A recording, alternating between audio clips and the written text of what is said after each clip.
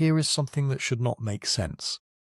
The reason we can read words written 5,000 years ago is because someone's house burned down, not metaphorically, literally.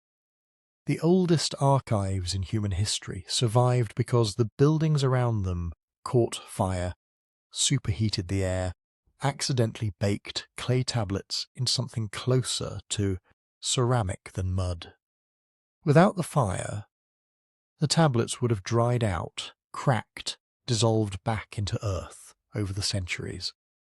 With the fire, they became nearly indestructible.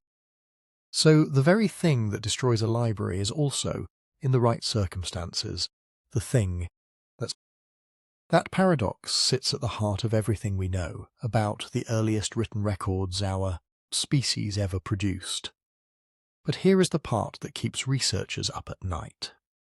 For every library that burned at exactly the right angle, in exactly the right conditions, preserving its contents, by accident, there were almost certainly others that burned differently, hotter, wetter, slower. Archives where the tablets shattered, or were looted before the flames arrived, or simply sat in buildings that were abandoned and left to the rain. The oldest written records we have are not a complete picture of what early humans thought was worth writing down. They are a survival sample, a fraction of a fraction filtered through fire and flood, and the indifferent mathematics of which clay happened to end up in which soil, at the right depth for archaeologists to eventually find it. And that gap, the space between what was written and what survived, between what survived and what we have actually read, between what was read and what we understand, that gap is what this is really about. The question sounds simple, but it is not. What did the earliest archives choose to record? And just as importantly, what never made it onto clay at all? What got left out on purpose, and what was never considered worth writing down in the first place? When you walk into a modern library, you are surrounded by selection. Someone decided which books to acquire, which to shelve, which to discard. The earliest archives were no different, except the people making those decisions were operating in a world where writing itself was brand new, where every mark pressed into wet clay represented a genuine cost in labour and material and time. They were not writing everything.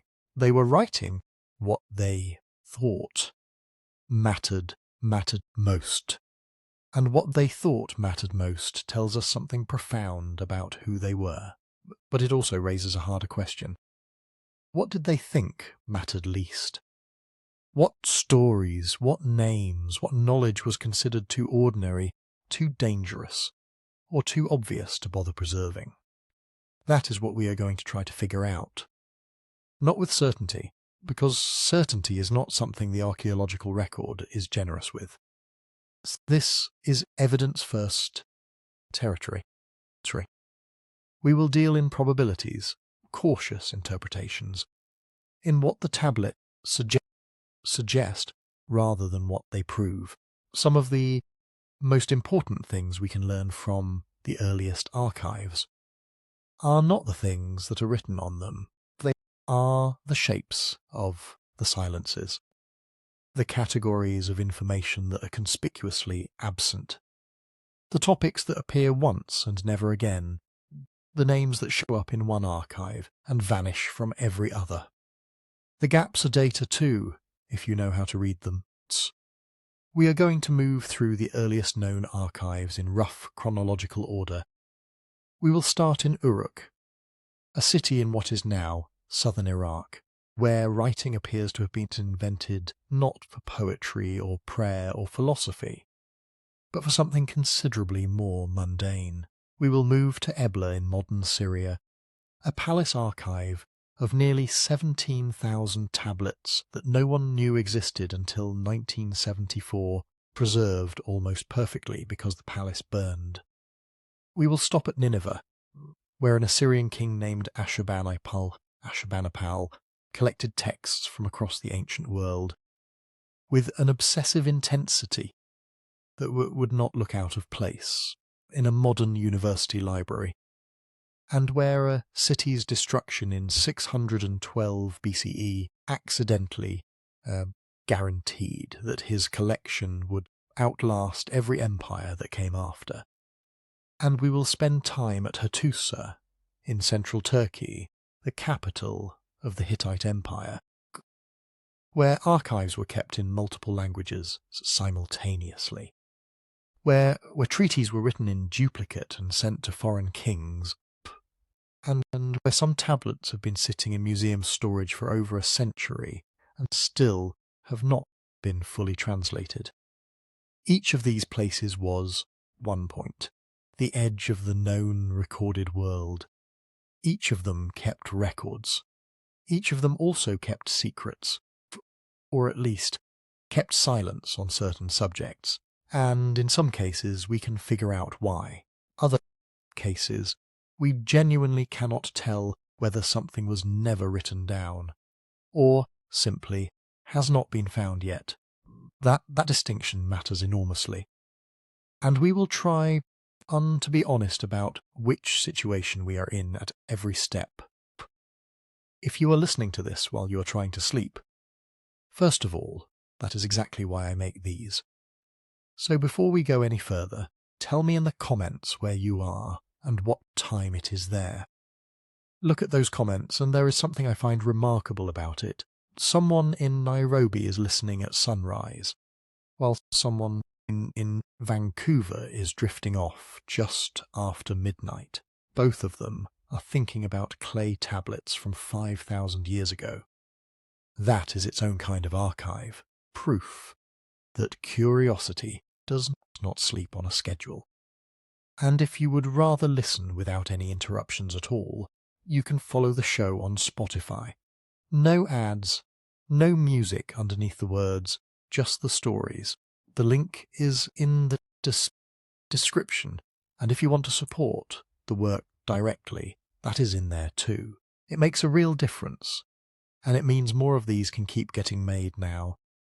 Back to the fire, because the fire is not just a metaphor, and it is not just a preservation mechanism. It is a lens, time a building burned in the ancient Near East and left behind a layer of ash, galvanized debris and accidentally kiln-fired clay created a time capsule. A frozen moment.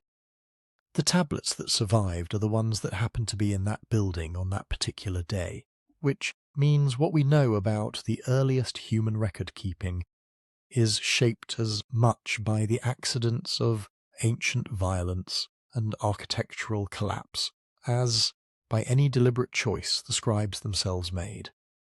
We are reading the archive that fire allowed us to read, not necessarily the archive that was, somewhere in that difference. In that gap between what existed and what endured is one of the most important open questions in the history of human knowledge. What did the world's oldest archives refuse to record? How would we even know? Start with the clay itself, because the clay is where everything begins and where most of it ends. The tablets used in the earliest archives were not manufactured objects in any industrial sense. They were handfuls of alluvial mud, shaped by a scribe's palm into a rough cushion or lens shape, small enough to hold in one hand, smooth enough on one face to receive impressions from a reed stylus. When you were done writing, you set the tablet down and let it dry in the air. That was it. No kiln, no firing, no deliberate hardening. The result was a dried mud object that could hold its shape for years, decades even, under the right conditions, but was fundamentally vulnerable to moisture, to pressure, to being dropped on a stone floor. These were working documents, not monuments.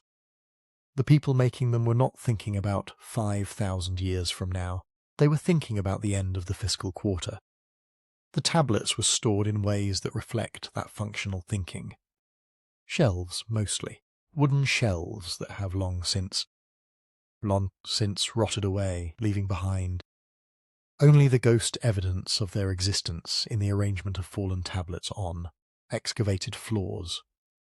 Tablets were also kept in baskets, in ceramic jars sealed with clay stoppers, bundled together with other tablets covering the same transaction, or the same person, or the same year.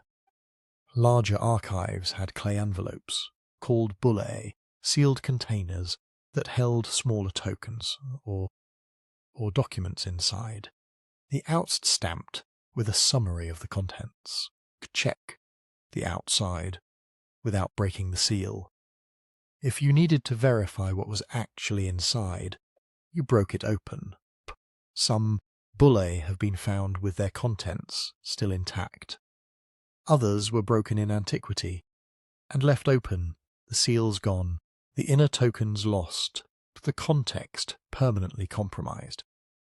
At Ebla, at Nineveh, at Hattusa, the shelving systems were sophisticated enough that tablets were sometimes labelled with clay tags indicating their contents.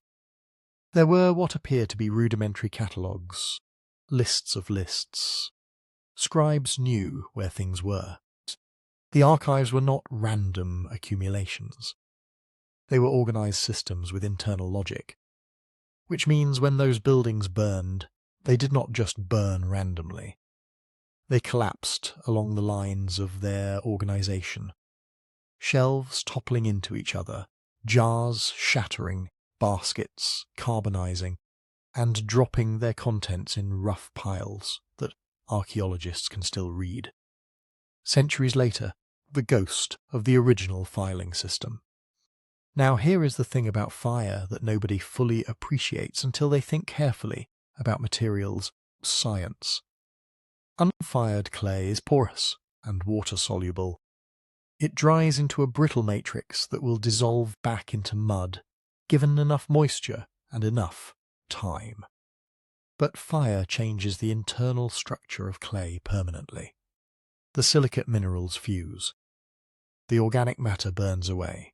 Result is something closer to ceramic. Harder and far more water-resistant than the original. Tablets that survived the burning of Ebla's palace.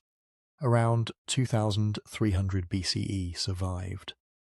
Precisely because the palace burned intensely, enough to fire them where they lay. They were not rescued. They were not intentionally preserved. They were accidentally ceramicized by someone else's catastrophe, and then covered by rubble, which kept them from eroding, which kept them from being robbed, which kept them from being reused.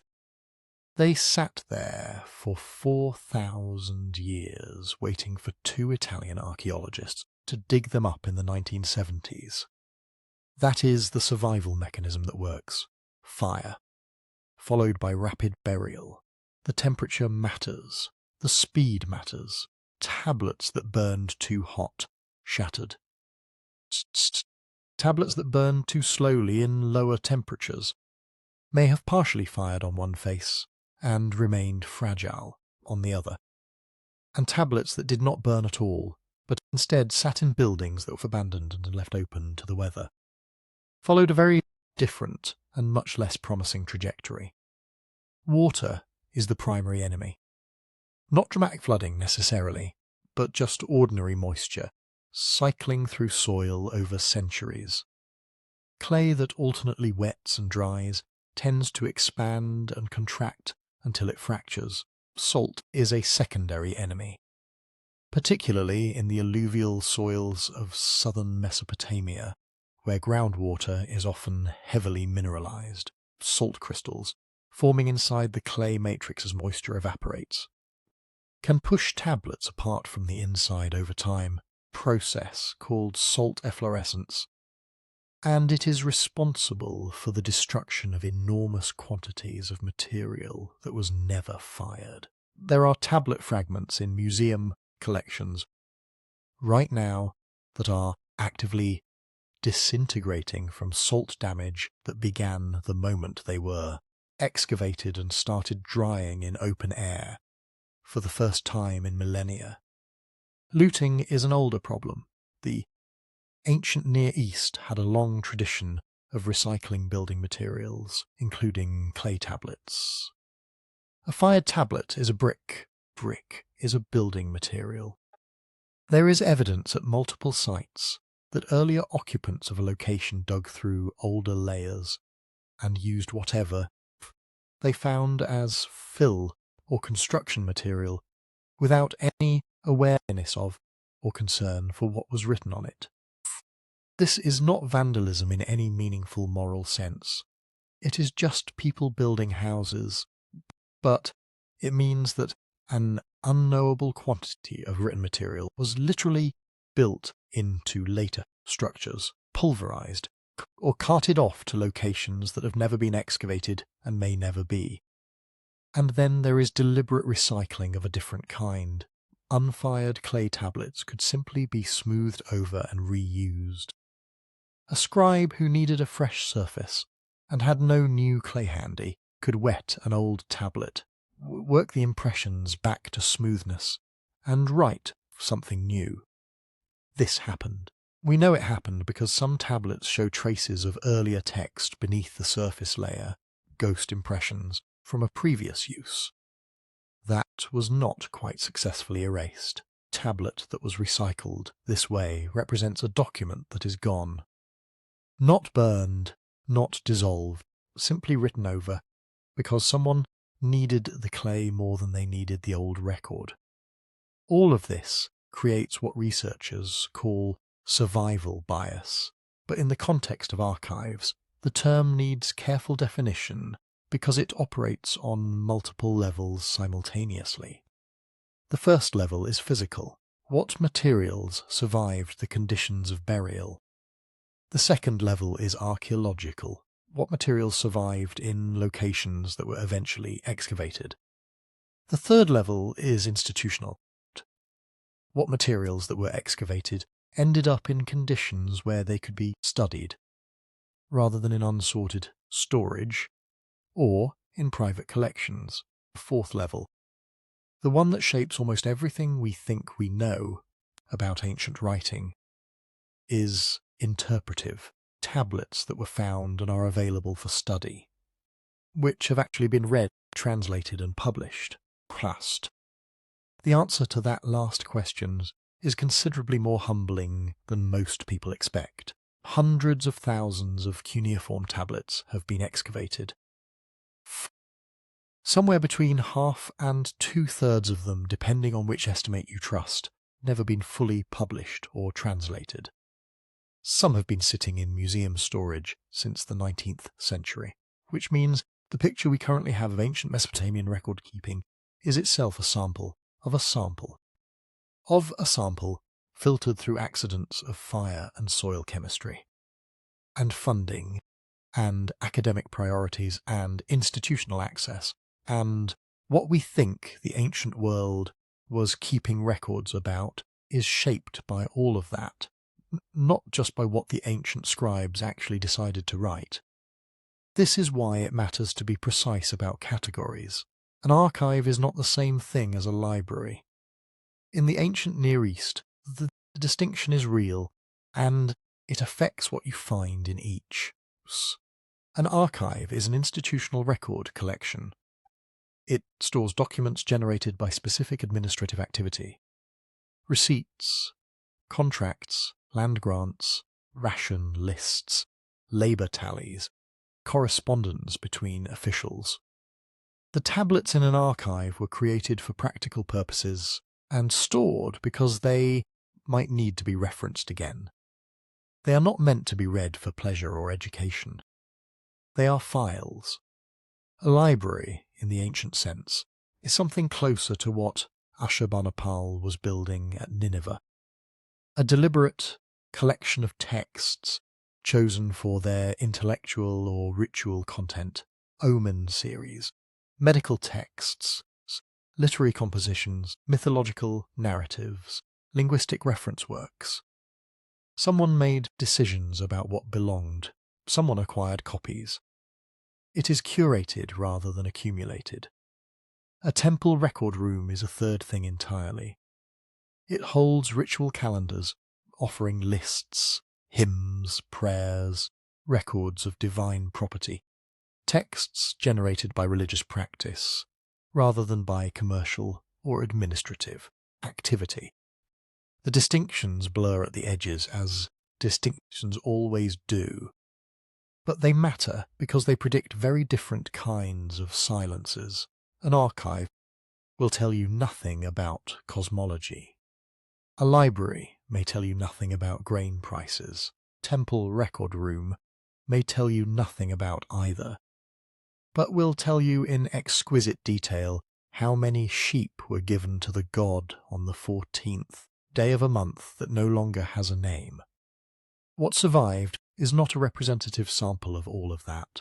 It is whatever happened to be in whatever building burned at whatever angle on whatever day, which means the oldest written records we can read are, to an uncomfortable degree, written not by the scribes but by the fire. The archive survived by breaking, and what broke determined what we know. To see how deep that fire-written bias goes, you have to go back to the point where archives themselves started to become necessary. Takes us to southern Mesopotamia, to the city that later myths would remember as the place where kingship descended from heaven. Uruk. Put it on a rough timeline. Around 3500 to 3300 BCE, in what archaeologists would call the late Uruk period, this settlement on the Euphrates plain was turning into something qualitatively new. Estimates are always debated, but we are probably looking at tens of thousands of inhabitants, fields and canals stretching outward for kilometres, monumental temples and administrative buildings rising in packed mud brick. Uruk is very likely the largest urban centre on Earth at this moment, and with that scale comes a new kind of logistical headache. You can manage a village with memory and gossip. You can manage a small temple with a handful of elders who remember who brought which goat last spring. But when you feed hundreds of workers daily, when grain comes in from dozens of canal-fed fields, when herds of sheep and cattle belong not to a household but to an institution, memory is not enough. Oral Orton accounting breaks at exactly the point Uruk reaches. The solution that took shape there is what we now call proto-cuneiform. It appears first around 3000, 3002, 100 BCE, and by about 3100 BCE it is being used intensely across the city. Tablets come mostly from two major areas. The Iana precinct, associated with temple institutions, the called Tablet House in the city's administrative quarter. Thousands of pieces of clay, each holding a few minutes of one scribe's working day. And what those tablets show, almost obsessively, is a world made out of quantities. Typical Uruk text is not a story, it is a list.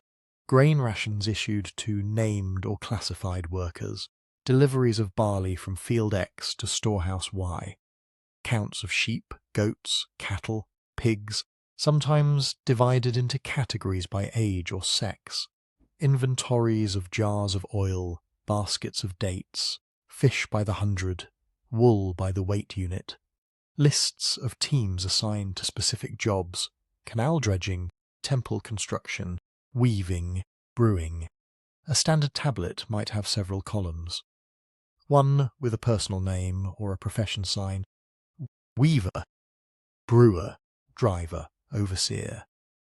Another with a numeric notation, often using a base 60 system in embryonic form. Another with the commodity: barley, beer, wool, bread. Sometimes a temporal marker, per day, per month, for the festival. Sometimes a notation that looks like an institution name or an office. It is, in modern terms, institutional accounting. Payroll, warehouse logs, resource allocation tables. A few tablets show more complex operations. tallies of debits and credits across a period, breakdowns of work groups, allocations of raw material to workshops, and finished goods coming back in. But the core is always the same. Someone, somewhere, wanted to make sure that the flow of goods in and out of the great houses of Uruk could be tracked, audited. What is striking is not that they recorded things. Human groups had been using clay tokens, notched bones, and tally sticks for millennia. What is new is that the recording system in Uruk suddenly becomes dense enough and standardized enough that we can call it writing, even if it is writing in a very narrow sense. The signs on proto-cuneiform tablets are still mostly pictorial. A stylized fish stands for fish, stylized head for persons, a jar shape for oil or beer. Over time, those pictures are rotated, simplified, pushed by the shape of the stylus into wedges. But at this early stage, they still retain some visual connection to what they mean. The problem, for us, is that meaning is not always obvious. Proto-cuneiform uses several hundred different signs. Some refer directly to objects. Some refer to abstract categories, offices, or institutions. Some are purely numerical or serve as metrological signs, marking what counting system is being used: volume, weight, area, capacity. Many can be used in more than one way, functioning as a concrete noun in one context and as a classifier or unit in another. There is no grammar as we would usually define it. Sentences do not unfold across the tablet, with verbs and subjects and clear syntactic markers. Instead, there are clusters of signs arranged in columns and rows. X persons, Y grain, Z time. The reader in Uruk did not need the connecting words. They understood the administrative formulae behind the shorthand. For us, trying to reconstruct those formulae 5,000 years later, the system is much harder to penetrate. This is why proto-cuneiform is still only partly readable. It is not that there is some dramatic hidden revelation being concealed. It is a technical and linguistic challenge. Later, Mesopotamian scribes were kind enough to leave us bilingual dictionaries and lexical lists, long tablets that explain which sign could stand for which word, how to interpret complex logograms, how to convert between number systems, tools. Those tools, plus thousands of overlapping tablets from slightly later periods when writing was closer to full language, allow Assyriologists to work backwards. But in the Uruk phase, we are dealing with a notation system that predates most of the grammatical conventions those later texts describe. Some signs changed meaning over time. Some dropped out of use entirely. Some numerical systems used in Uruk, for example, specialized counts for grain versus animals versus people, do not map neatly onto later schemes, and context is often missing. A tablet with just a heading sign, a list of numbers, conclusion line, is perfectly legible set to a temple official who already knows which project is being audited this month. To us, it is a bare skeleton. We can say, these are barley rations to workers. We often cannot say what work exactly, under whose authority, for which institutional purpose. On top of that, the corpus itself is uneven.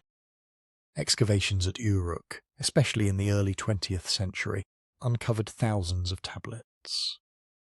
Current estimates run to more than 5,000 proto-cuneiform pieces from Uruk alone, additional early tablets from sites like Jemdet Nazar, Susa, and Godin Tepe that use related systems. Path from excavation to decipherment is long and irregular. Many pieces are fragmentary. Many were taken to museum collections in Europe and the Middle East, where they sat for decades before being catalogued in detail. some of the fundamental work on proto-cuneiform sign lists and numerical systems was not done until the late 20th century, and it continues now. New joins are made between fragments. Digital imaging reveals faint impressions that had been missed. Comparative studies with slightly later, better understood cuneiform help clarify older uses. At the same time, large portions of the material remain unpublished, or are only available in specialist corpora that few people outside the field ever see. The result is a layered opacity. First, the ancient scribes wrote in a system that assumed a shared institutional context instead of explicit grammar. Second, physical tablets have survived in fragmentary, selective ways. Third, modern scholarship has only slowly worked through the backlog of material. Popular accounts say proto-cuneiform is undeciphered. What they usually mean is something more precise and less dramatic. We can read many of the signs and understand many of the documents in broad terms, but a significant fraction remains ambiguous, and subtle details of meaning are still under study. Even where we can read the tablets confidently, though, there is another silence at work, one that has nothing to do with broken clay or sign lists. The people of Uruk did not invent writing to tell myths, record laws, or inscribe royal boasts. Those genres will come later, as the technology spreads and adapts. The earliest written world that we can see is dominated by numbers. It is an archive of quantities and categories, of entries and exits, a ledger of institutional metabolism. We can tell that there were different classes of workers because rations differ. We can infer the importance of certain festivals because resource allocations spike in particular months.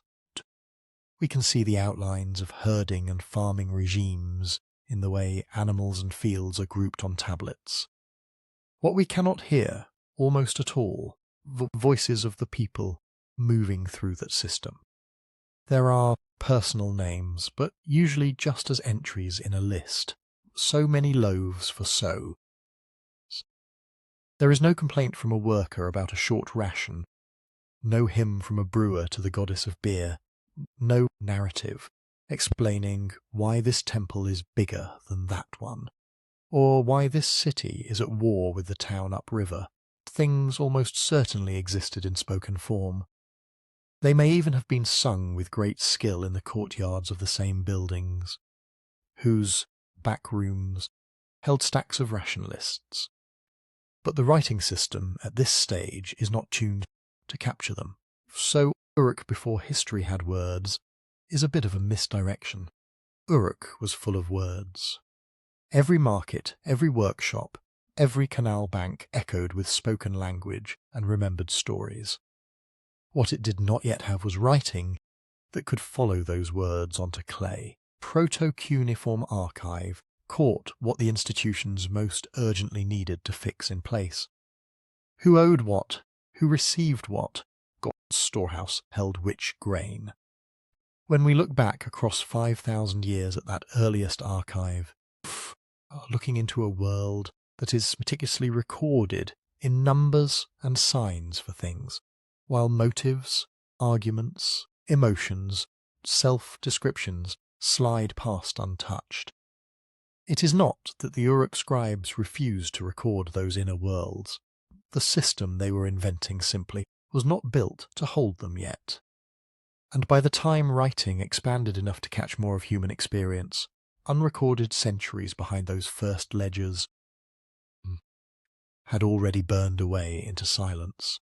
When you line up those ledgers and read them tablet after tablet, the repetition starts to feel almost aggressive.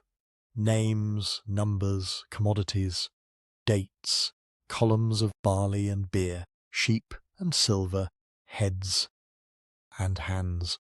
It is like listening to a conversation where one side keeps answering questions you did not ask, and never gets around to the ones you care about. That is where the idea of refusal comes in. Not refusal in the sense of a conscious conspiracy. Priests huddled together, deciding what must be hidden from the future. Refusal as an effective function of what the system was built to do, and what it was never asked to handle. Key. Early writing in Uruk is overwhelmingly administrative, because the institutions that paid for scribes had administrative problems. A large temple employing hundreds of workers has an obvious incentive to track rations. A household with a few dependents does not. A central storehouse, issuing grain to satellite sites, needs records that can be checked and rechecked. Brewer's apprentice, complaining that yesterday's batch soured, does not. So the first texts we see are things that could not safely remain in memory. Obligations, deliveries, tallies, obligations again. They are not biographies, not prayers, not stories. Proto-cuneiform corpus from Uruk and its sister sites. There is almost nothing like a self-introduction. No, I, so-and-so, son of so-and-so, did this. There are very few verbal forms at all, almost no sign sequences that look like full sentences in later Sumerian. Instead, labelled quantities attached to role categories. That choice of genre has consequences. There are whole categories of human life that almost vanish in the early written record, not because they did not exist, because they were not billable. Personal feelings, for instance. The tablets are full of hunger, but only as a number of loaves per day. They are full of fear, but only as counted guards and weapons assigned to a gate. No one writes, "Today the river flooded higher than anyone remembers, and I was afraid." No one writes, "My child died, and I brought an offering for him. Priest said these words." If those experiences are voiced at all, they are voiced in spoken laments, in private songs, in gestures we can no longer see. Dissent is similarly quiet. A worker might think the ration is unfair. Village might resent an increased levy of barley. A junior official might disagree with an allocation decision. None of that shows up on the tablets. What we see instead is the smooth surface of compliance. X workers, Y grain, issued. Mechanism of distribution, not the negotiations, grumbling, or resistance around it. Everyday speech disappears almost completely. Casual jokes. The gossip about who is sleeping with whom. The nicknames and slang that almost certainly coloured Uruk, Akkadian, or early Sumerian, just as they colour every language now. Proto-cuneiform has signs for professions like shepherd, brewer, weaver, scribe. It has signs for basic commodities, for fields, for canals, for gods' names. It does not have a way yet to capture the kind of free-flowing, phrasal conversation that would become possible later with full phonetic writing. Even in the realm of ideas, the selection is narrow. People imagine the world's first writing. They often picture origin myths, tales of gods making humans, kings receiving destinies from heaven. Those myths do exist in Mesopotamia, but they belong to a slightly later phase. Cuneiform has matured into a flexible system for recording language itself. In the earliest Uruk layers, explicit mythological narratives are almost wholly absent. We do see divine names, Inanna, Anu, possibly others, appearing as labels on temple property or as headings for offerings. We see sequenced terms that might correspond to festivals, but the stories that would later be told about those gods, the cosmologies and epics, do not appear in proto-cuneiform in anything like the form we know. This does not mean people in Uruk had no origin stories. On the contrary, the sheer complexity of their ritual calendar inferred from later sources, suggests a dense mythic world.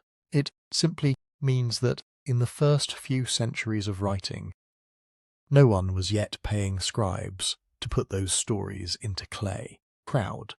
Myth could still be handled by priests and singers. Barley could not. Here is where scribal incentives matter. Scribes in Uruk were not freelance authors. They were employees of large institutions, temples, perhaps palatial households. Training took time and resources. The signs they learned were the ones those institutions needed used. If you can write only a few hundred compound signs, and your day is measured in how many tablets you complete before the light fails, you use those signs to produce the documents your overseer demands. What did overseers demand?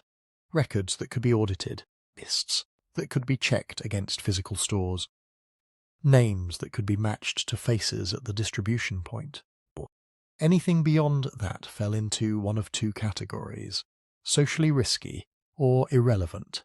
Risky texts would include any written record of internal conflict, criticism of a superior, argument between priestly factions, dissent about how offerings were used. It would be naive to assume such tensions did not exist. Fixing them on clay would create a durable trace that could be used against people later. In a world where literacy is rare, and tablets are controlled by powerful institutions, writing a complaint is less like venting on a private notepad and more like filing a formal accusation in triplicate. Most people will decide not to. Irrelevant, in this context, simply means not relevant to the paying institution's needs. Your love poem to a fellow scribe, private meditation on a dream, the amusing riddle someone told you in the courtyard. None of these yields a measurable administrative benefit. None improves the flow of grain or labour, so they do not justify costly clay and training time. At least, not yet. This is where another layer of bias enters. Preservation. Even if a few early scribes did experiment with more expressive genres on clay. Narrative, notes, teaching texts, little sketches of story. The survival chances of those tablets would be lower. They might be kept in less formal spaces, not in temple archives. They might be reused as fill-in walls, or simply crushed back into raw clay once no longer needed. We also have to consider perishable media. Later Mesopotamian sources refer to writing on waxed wooden boards, on leather, on perhaps even papyrus-like materials. These materials are cheap compared to fired clay, easier to erase, much less likely to survive millennia in the ground. It is entirely plausible. Many specialists would say likely. That missing genres were already flourishing on such media, while the clay tablets stayed focused on administration. School exercises, for instance. Master scribe could sketch a simple narrative on a wax board, dictate a proverb, or compose a short hymn for students to copy and recite. Priests could keep ritual instructions on wooden tablets brought into the sanctuary only when needed. Early rulers could have genealogies or boastful inscriptions on wooden doorposts or leather scrolls that have long since vanished. When we say proto-cuneiform refuses to speak about these things, we may really be hearing the preferences of clay, not of the culture. The result is a triple filter on what reaches us from Uruk. A genre filter, where institutions choose to pay for accounting instead of autobiography. Social filter, where risky speech avoids permanent form. And a material filter, where fragile media silently decay, while baked clay quietly endures time. As writing systems become more flexible, and literacy spreads beyond a tiny temple bureaucracy, those filters shift. We start to see proverbs, legal codes, royal inscriptions, letters, myths, and eventually personal prayers, but the earliest strata remain heavily skewed. When we peer into the proto-cuneiform archive, we are not seeing an unbiased cross-section of Uruk life. We are seeing what one narrow slice of the city needed to remember in a durable way. That is why talk of secrecy or suppression misses the point. There is no need to imagine a council of elders banning love poetry from clay. More mundane forces are enough. Selection bias in what gets written. Genre bias in what is considered worth formalizing. Preservation bias in what survives a building collapse and the slow chemistry of the soil. Put together, forces make proto-cuneiform feel like it is holding something back. And in a sense, it is. Between every line of barley tallies, there are unrecorded arguments, affections, fears, jokes, and myths. They were spoken, acted, remembered, and then lost. The archive shows us a city thinking about grain and labour. The rest of its inner life has to be inferred from shadows, and from what happens next, when other cities begin to write more than numbers, and another fire in another archive freezes a different slice of human experience in place. Shift 1,000 years or so forward, and a few hundred kilometres to the northwest, and the clay starts to look very different. We leave the numerical shorthand of proto-cuneiform and walk into a palace where writing has grown up. Scribes are no longer just notching quantities into clay, but bending a foreign script to fit a local language, wrapping numbers in words and words in sentences, where the archive does not just track grain, but people. Lots of people. This is Ebla. Today it is Tel Mardik, a mound in western Syria, about halfway between Hama and Aleppo. In the mid-3rd millennium BCE, was the centre of a kingdom that controlled trade routes between Mesopotamia, Anatolia, and the Levantine coast, somewhere around 2400–2300 BCE, in a royal complex on the Acropolis. Its bureaucrats created one of the largest cuneiform archives ever found from that early period. When archaeologists opened those rooms in the 1970s, they did not find a neat library of shelves. They found a collapse. Fallen walls, burned beams, broken furniture, and under it all, thousands of tablets and fragments, slumped where they had fallen when the wooden shelving gave way. In the first campaigns alone, around 1,700 more or less complete tablets were recovered, and several thousand more pieces. Subsequent seasons pushed the total into the range of 4,000–5,000 inscribed objects from the palace area alone, depending on how you count joins and uninscribed lumps. For the mid-late 3rd millennium BCE, that is a flood. Compared to Uruk's early account ledgers, the range of what Ebla chose to write down is broader, but the centre of gravity is still administrative.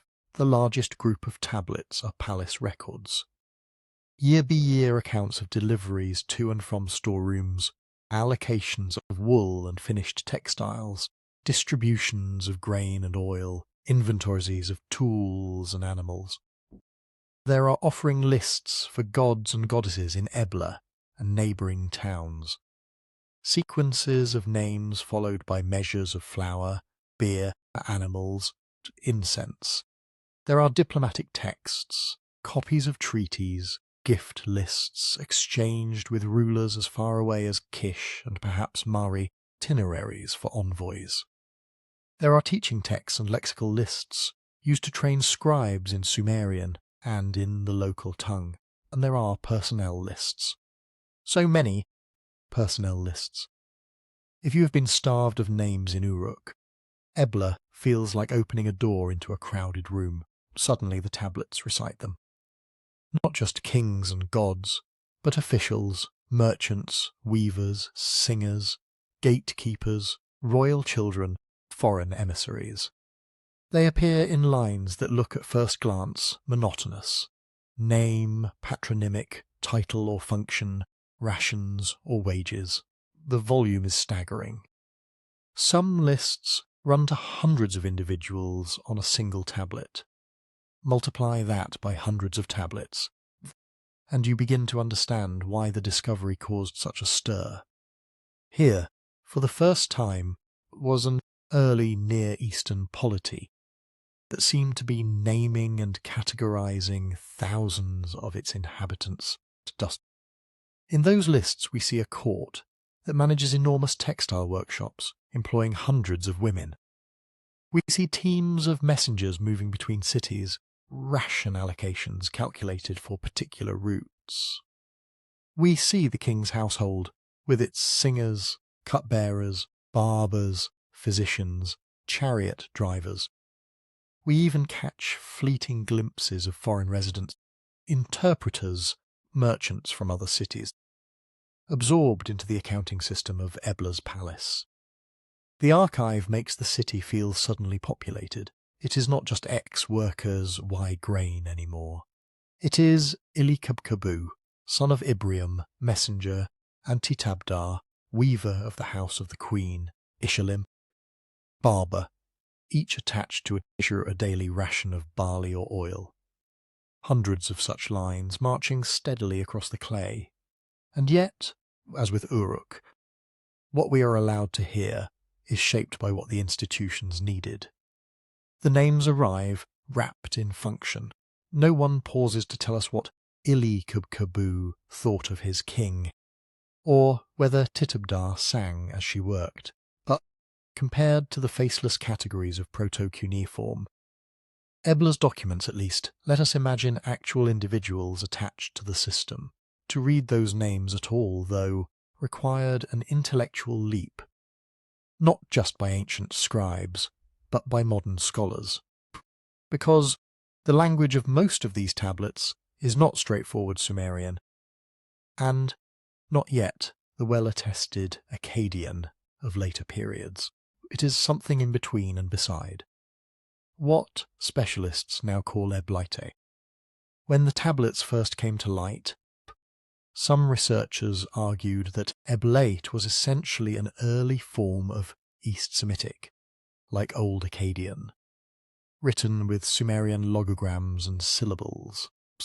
Others proposed that it represented a separate northwest Semitic language, closer to later Canaanite dialects, squeezed into a script designed for something else. Over the decades, careful analysis of grammar, vocabulary, onomastics has nudged consensus towards seeing Eblet as an early Semitic language, with strong East Semitic features, but its own particular profile.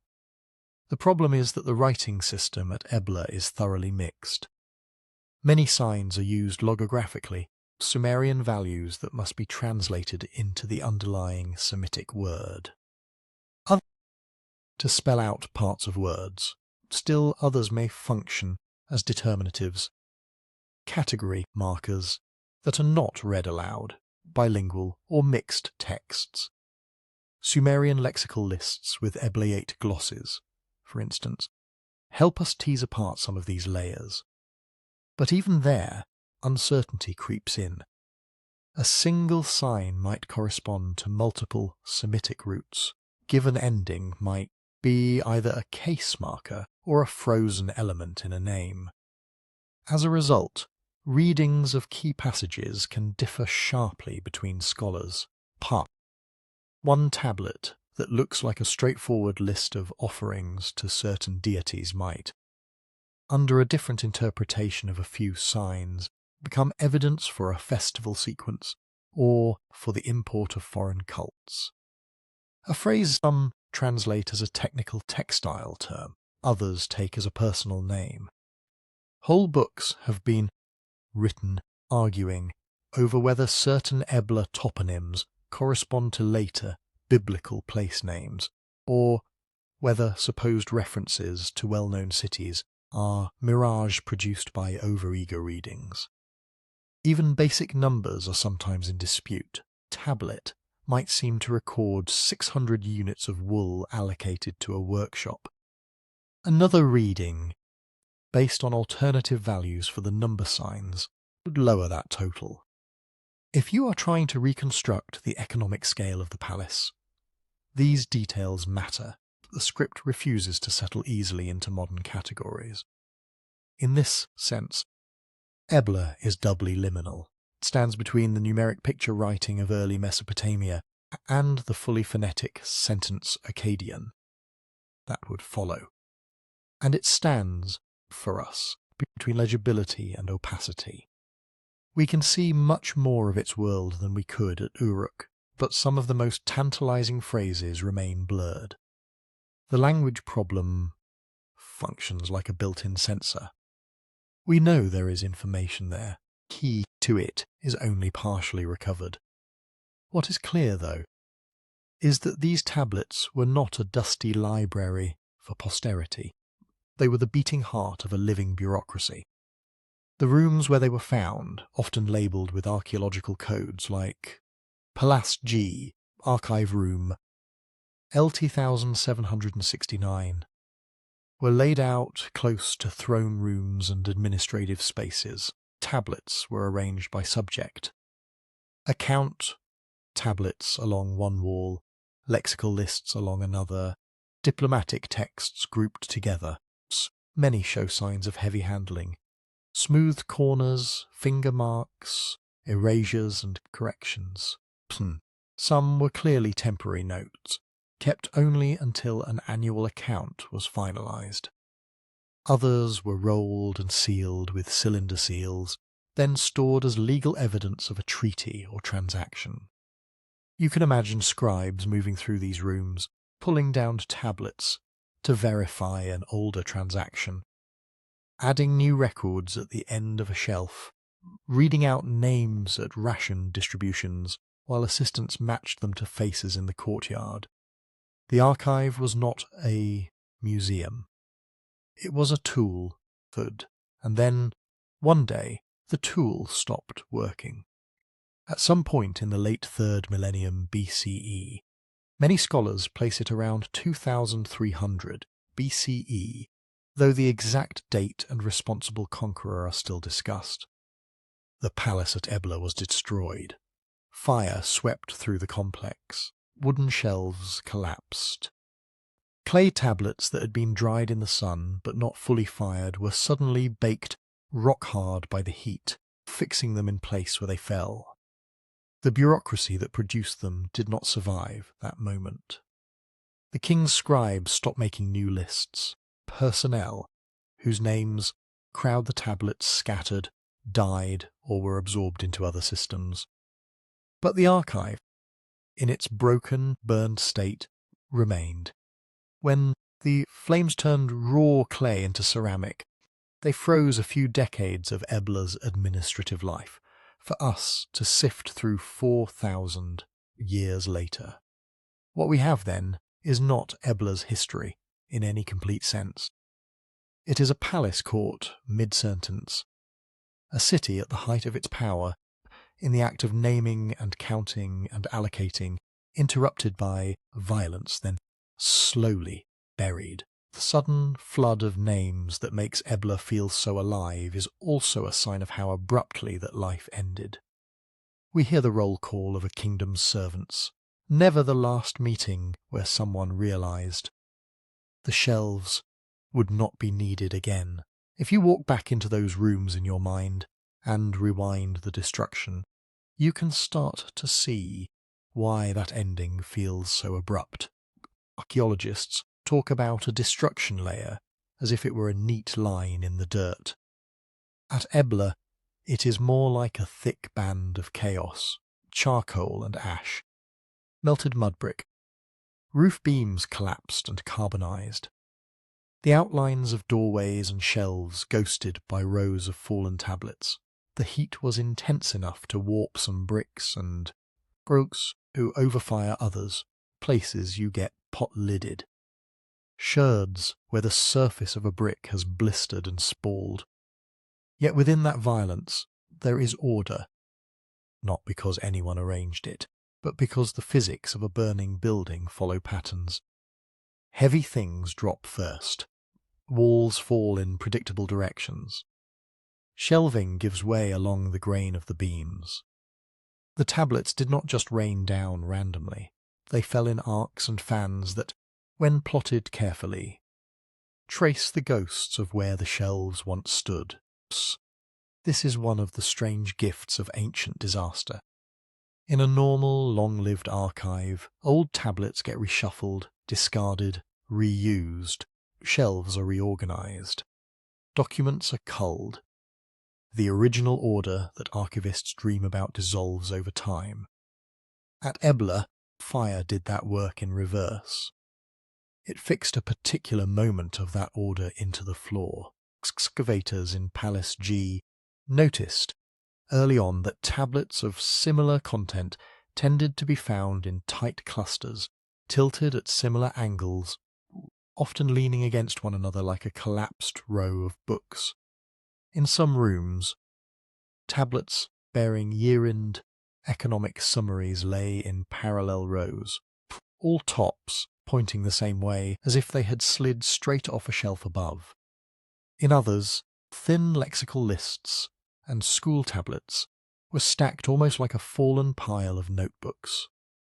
By mapping these fall patterns in 3 dimensions, archaeologists can infer not just that shelves once lined the walls, but how high they were, how deep, even roughly how many levels there were.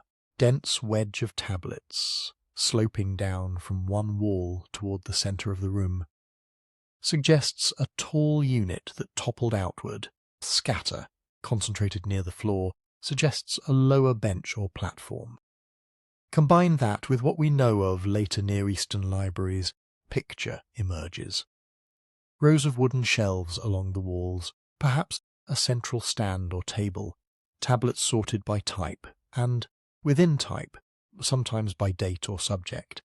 Not pristine, not static, but organised enough that when things fell, they fell in patterns. In some cases, you can almost walk the room again. Here the big ledgers of grain accounts, there the smaller administrative notes. Corner where lexical lists and school exercises pile up, suggesting a teaching area. Another corner with legal and diplomatic tablets, often thicker, bearing seal impressions. The fire did not care about the content of any of this. It consumed beams and plaster impartially, because many of the tablets had only been sun-dried. Not kiln-fired, the sudden blast of heat turned them from fragile raw clay into hard ceramic. What would have crumbled in a few centuries of damp soil instead became durable. The very process that destroyed the palace made the archive into a time capsule. At the same time, the fire erased as much as it preserved. Some tablets show signs of thermal shock. Surfaces flaked off, edges exploded, inscriptions spalled away. Others were crushed under falling masonry. Thousands of fragments recovered from the destruction layer represent texts that would once have been whole. There is a bias built into what we can read. Thicker tablets, or those protected by debris, survive better than thin, lightly incised ones. And then there is the question of what never made it into the destruction layer at all. We tend to talk about the Ebla archive as if it were a single coherent mass. In reality, the tablets come from several rooms in the palace complex, probably representing different offices and storage areas. It is entirely possible, some would say likely, that other rooms held other tablets that, not yet been found, or that were destroyed so thoroughly that no readable pieces remain.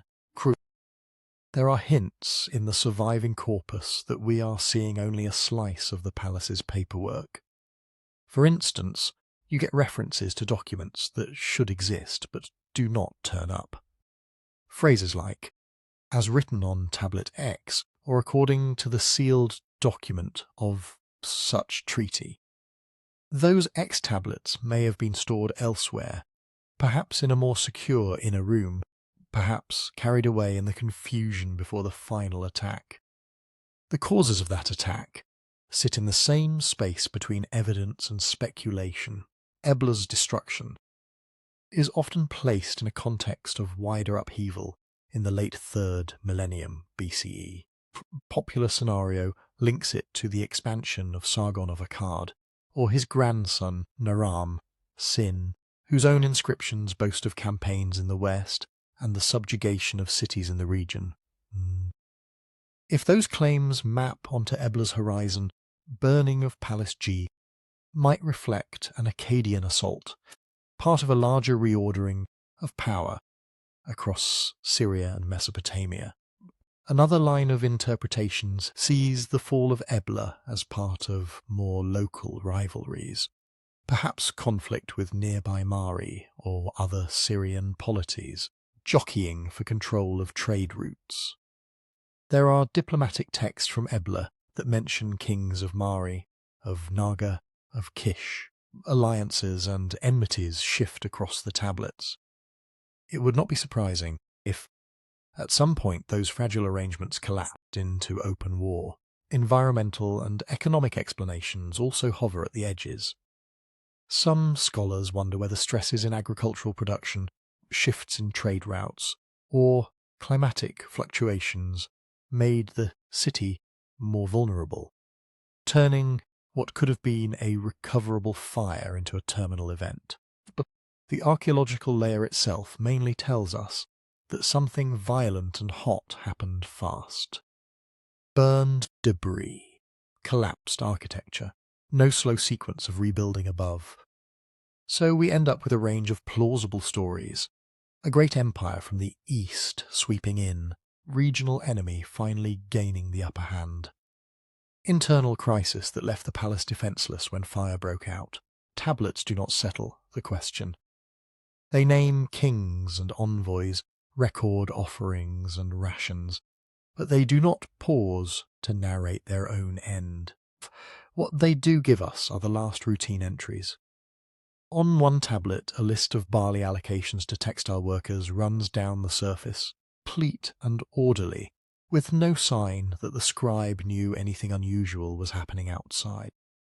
On another, an annual summary of wool disbursements closes with a standard line, tying the account to a regnal year formula. There is no last entry that breaks pattern, no hurried note about enemies at the gate or stores set aside for siege. From the perspective of the records, the system was functioning normally right up until it wasn't. This is typical of administrative archives caught in catastrophe. Bureaucracies are good at recording what is supposed to happen. They are less good at recording the moment when everything stops. People flee, or fight, or hide. Grabbing the year-end wool ledger is not the priority. Which means that even in a destruction layer as rich as Ebla's, there are silences we have to live with. We notice, for instance, how few narrative or literary texts appear compared to the volume of economic tablets. There are some hymns, some ritual texts, some school pieces that may preserve snippets of longer compositions. But if Ebla's scribes copied epics or myths or royal inscriptions on clay, most of those have not come down to us. Perhaps those genres were written on perishable materials, wooden boards, leather, papyrus, that did not survive fire and soil. Perhaps they were stored in a different part of the palace, in a temple, or in private houses, none of which have yielded comparable caches. We also have almost nothing that looks like explicit political history from Ebla's own pen. Treaties are preserved, yes, but framed as legal formulae. Year names may allude to major events. The year such and such city was defeated, for instance, but The short phrases are embedded in account headings, not elaborated into chronicles. If there were annals, royal stelae, or more expansive narratives, they are either still under the mound or gone. And then there is the possibility of deliberate removal, for feet. If there was any warning, officials might have evacuated the most important diplomatic texts or legal documents, carrying sealed tablets to a new centre of power, or simply away from danger. Those tablets would never reach the destruction layer, so they vanish from our view. Fire, in other words, acts as both archivist and censor. It freezes some things exactly where they stood, turns others to dust, and selects, blindly, what the future will be allowed to see. At Ebla, blaze that brought down. Palace G turned a working archive into a buried snapshot. From the angle of a beam and the tilt of a stack of tablets, we can reconstruct shelving. From repetitive lines of barley and wool, we can reconstruct a bureaucracy. From gaps where genres ought to be, we can sense other rooms, other media, other stories that escaped the flames, or were never offered to clay at all, post. We are left holding the remains of a palace in mid-calculation, trying to read in its burned shelves not just what was recorded, what the fire quietly refused to carry forward. If Ebla gives us a palace surprised by fire in the middle of its paperwork, Nineveh gives us almost the opposite. A king who tried, very consciously, to put the world in order before anything burned.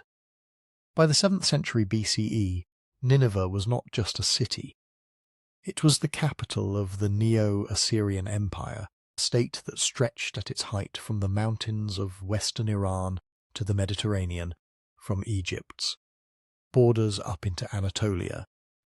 Ashurbanipal, who ruled from roughly 669 to around 631 BCE, sat at the top of that structure. He is one of the few ancient Near Eastern kings we can hear in his own words, because he tells us, again and again, what he thought he was doing.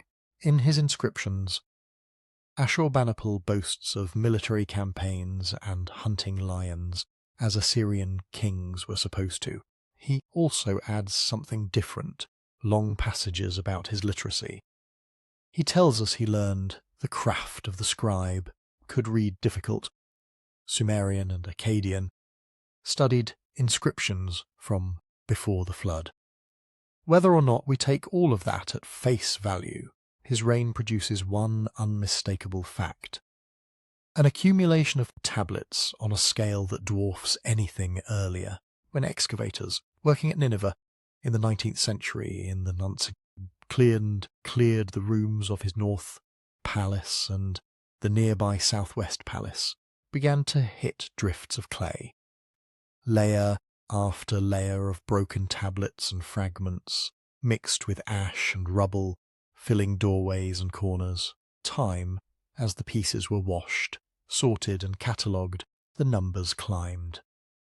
The library of Ashurbanipal, in the broad sense of all tablets associated with his collecting efforts, now runs into the tens of thousands, around 30,000 to 35,000 tablets and larger fragments, with far more tiny pieces that may or may not eventually join them. Even if we allow for overlap, for multiple copies of the same text, for school exercises and file copies, that is still an enormous volume of writing for the ancient world. It is not an accidental accumulation of office trash, the patterns in colophons. The little notes scribes sometimes add at the end make that clear. Many of those notes spell out where a tablet's contents came from. A scribe will write that a composition was, according to its original, copied from an old tablet or taken from the mouth of a particular master. Some mention specific cities and temples, texts brought from Babylon, from Borsippa, from Nippur.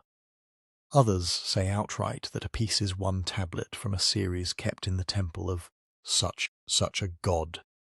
Put together, they show us how Ashurbanipal's project worked.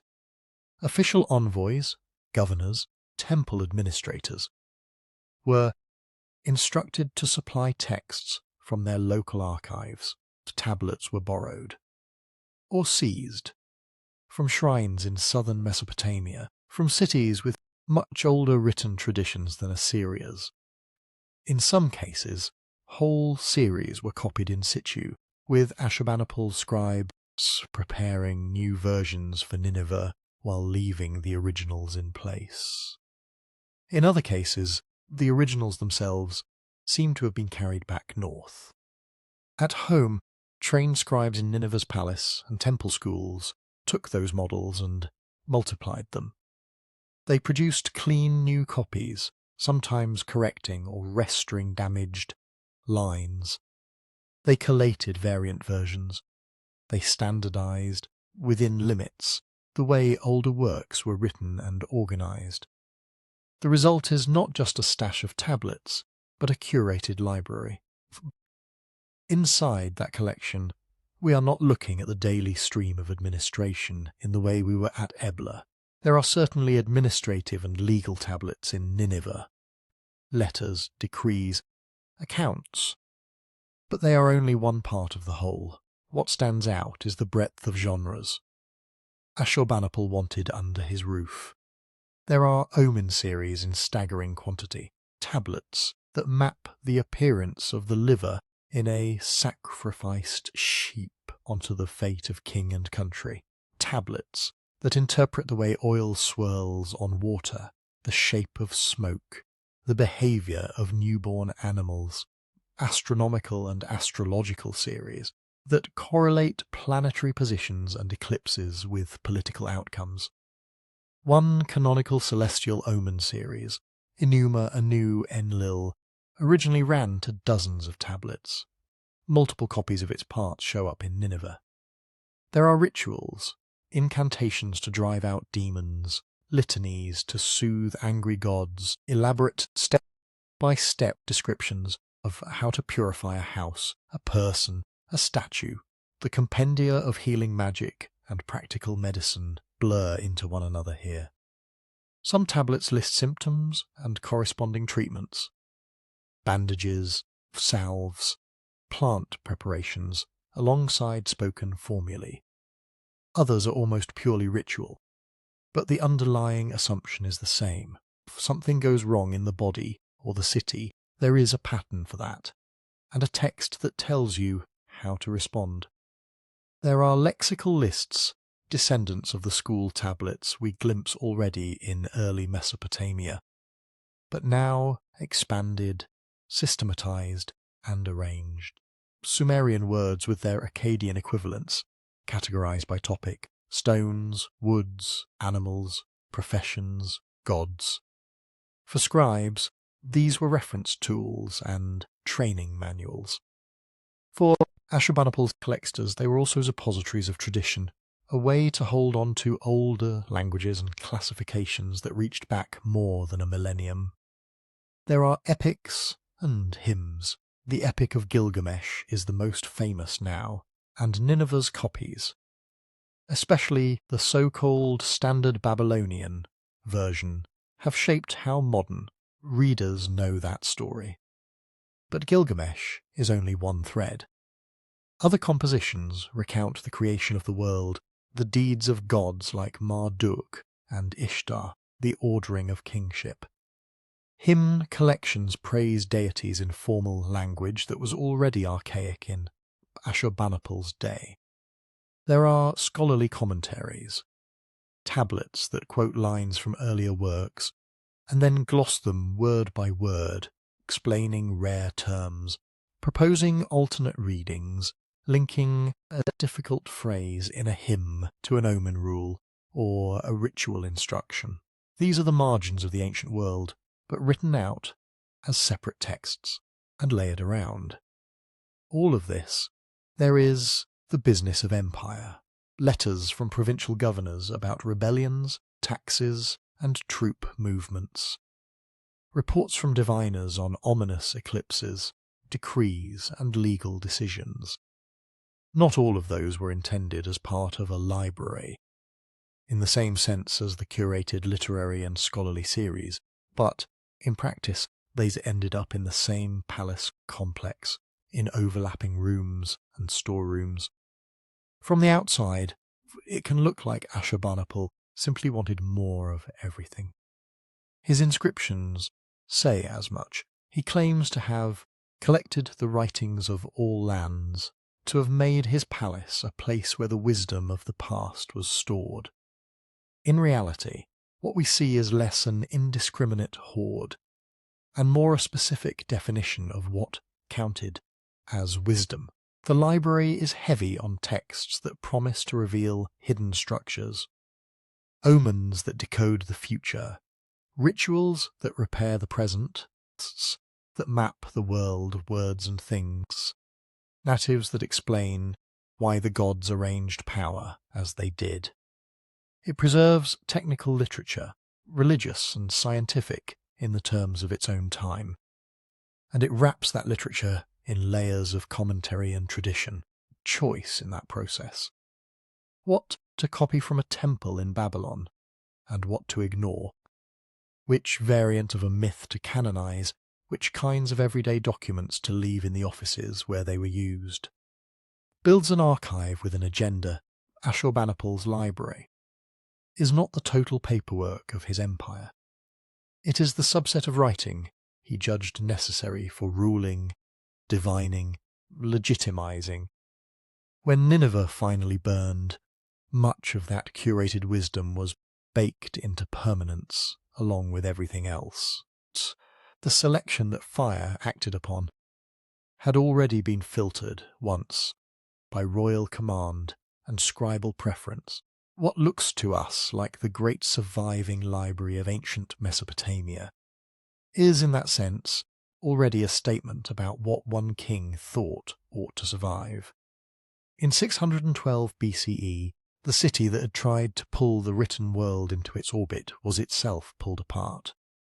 The coalition that came for Nineveh, the Babylonians, the Medes, and their allies, did not arrive as librarians. They besieged the city, broke its defences, and sacked it.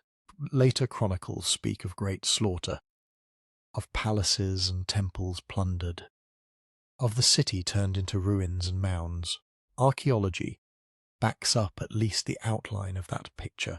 In Ashurbanipal's North Palace and the Southwest Palace, the same rooms that once stored carefully arranged tablets show layers of charred beams, collapsed mud brick and ash. For the clay archives, this was both an ending and a transformation. Under normal circumstances, a cuneiform tablet is fragile. It is formed from wet clay, inscribed, and then either left to dry in the sun or only lightly fired. Dropped on a hard surface, it can shatter. Left in damp soil, it can dissolve. But in a burning palace, something else happens. Roof timbers and ceilings come down, trapping shelves and tablet bins beneath them. Fires burn hot and long in enclosed spaces. The clay heats through not just on the surface, but all the way to its core. What had been soft or only partially hardened becomes ceramic. Nineveh's fall turned parts of Ashurbanipal's library into a kiln. That is why we can still read thousands of tablets from a city that ceased to function more than 2,600 years ago. The destruction that killed its inhabitants also gave its texts a kind of immortality. Roofs did not collapse in neat, protective layers. Shelves splintered. Jars and baskets overturned. Tablets tumbled, cracked, and exploded along their internal weaknesses. Flames died out, and the rubble cooled. The order that scribes had built over decades was buried under a chaos of broken clay. By the time 19th century excavators cut into those ruins, what they were uncovering was not a library in place, with labelled shelves and tidy stacks, drifts of fragments. In some rooms, the tablets lay relatively close to where they had fallen, compressed into thick deposits. In others, later disturbances or ancient looting had churned them, earthquakes, weathering, even the pressure of centuries of overburden had ground corners away and turned sharp edges into crumbs. The result is that many of the tablets we talk about from Nineveh are not complete, self-contained objects. They are pieces, sometimes large enough to carry multiple columns of text, sometimes no bigger than a fingernail, with only a few signs. Now add one more complication. Mixing.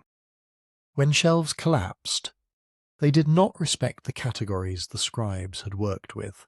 Tablets from an omen room could end up scattered into an adjacent corridor. Legal documents could slip down, cracked through cracked floors, into rooms that had once held rituals. When rubble was later disturbed, either in antiquity or during early digging, this mixing intensified.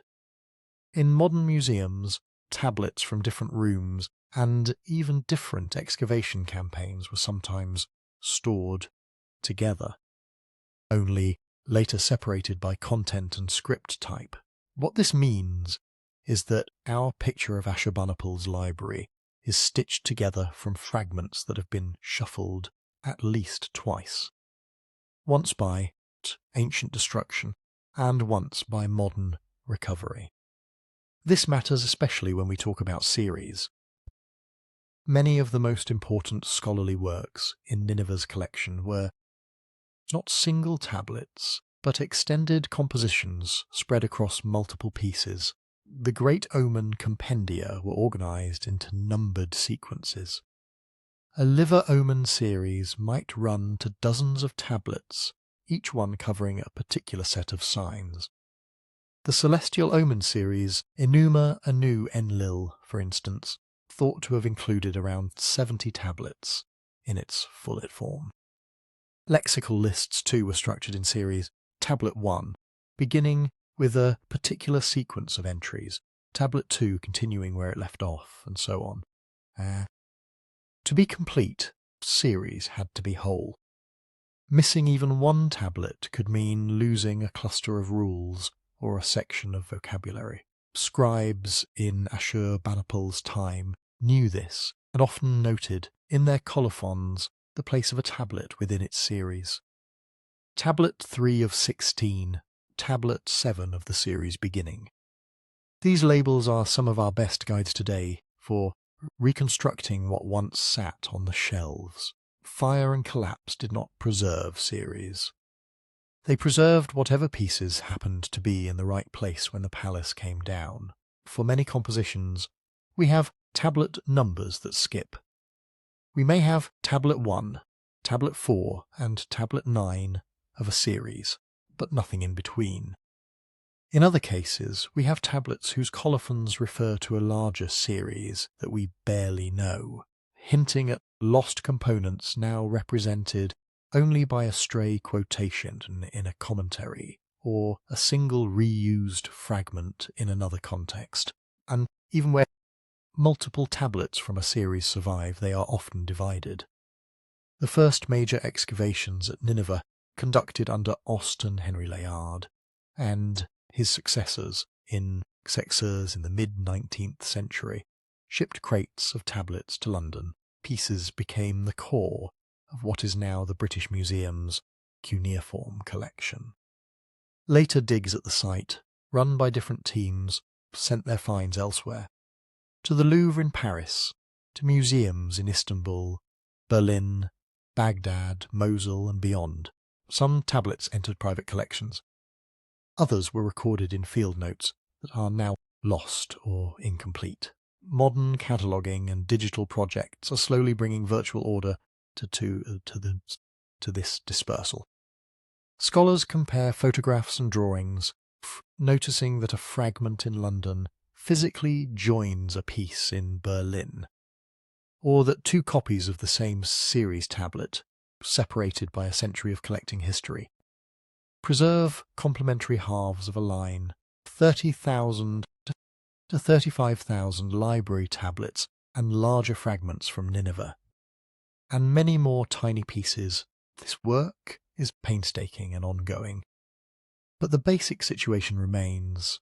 The library that was once concentrated in a few palace complexes is now scattered across continents. This dispersal complicates more than simple reconstruction of broken texts. It makes it harder to know what the original catalogue looked like, or even whether there was a single unified catalogue in our sense.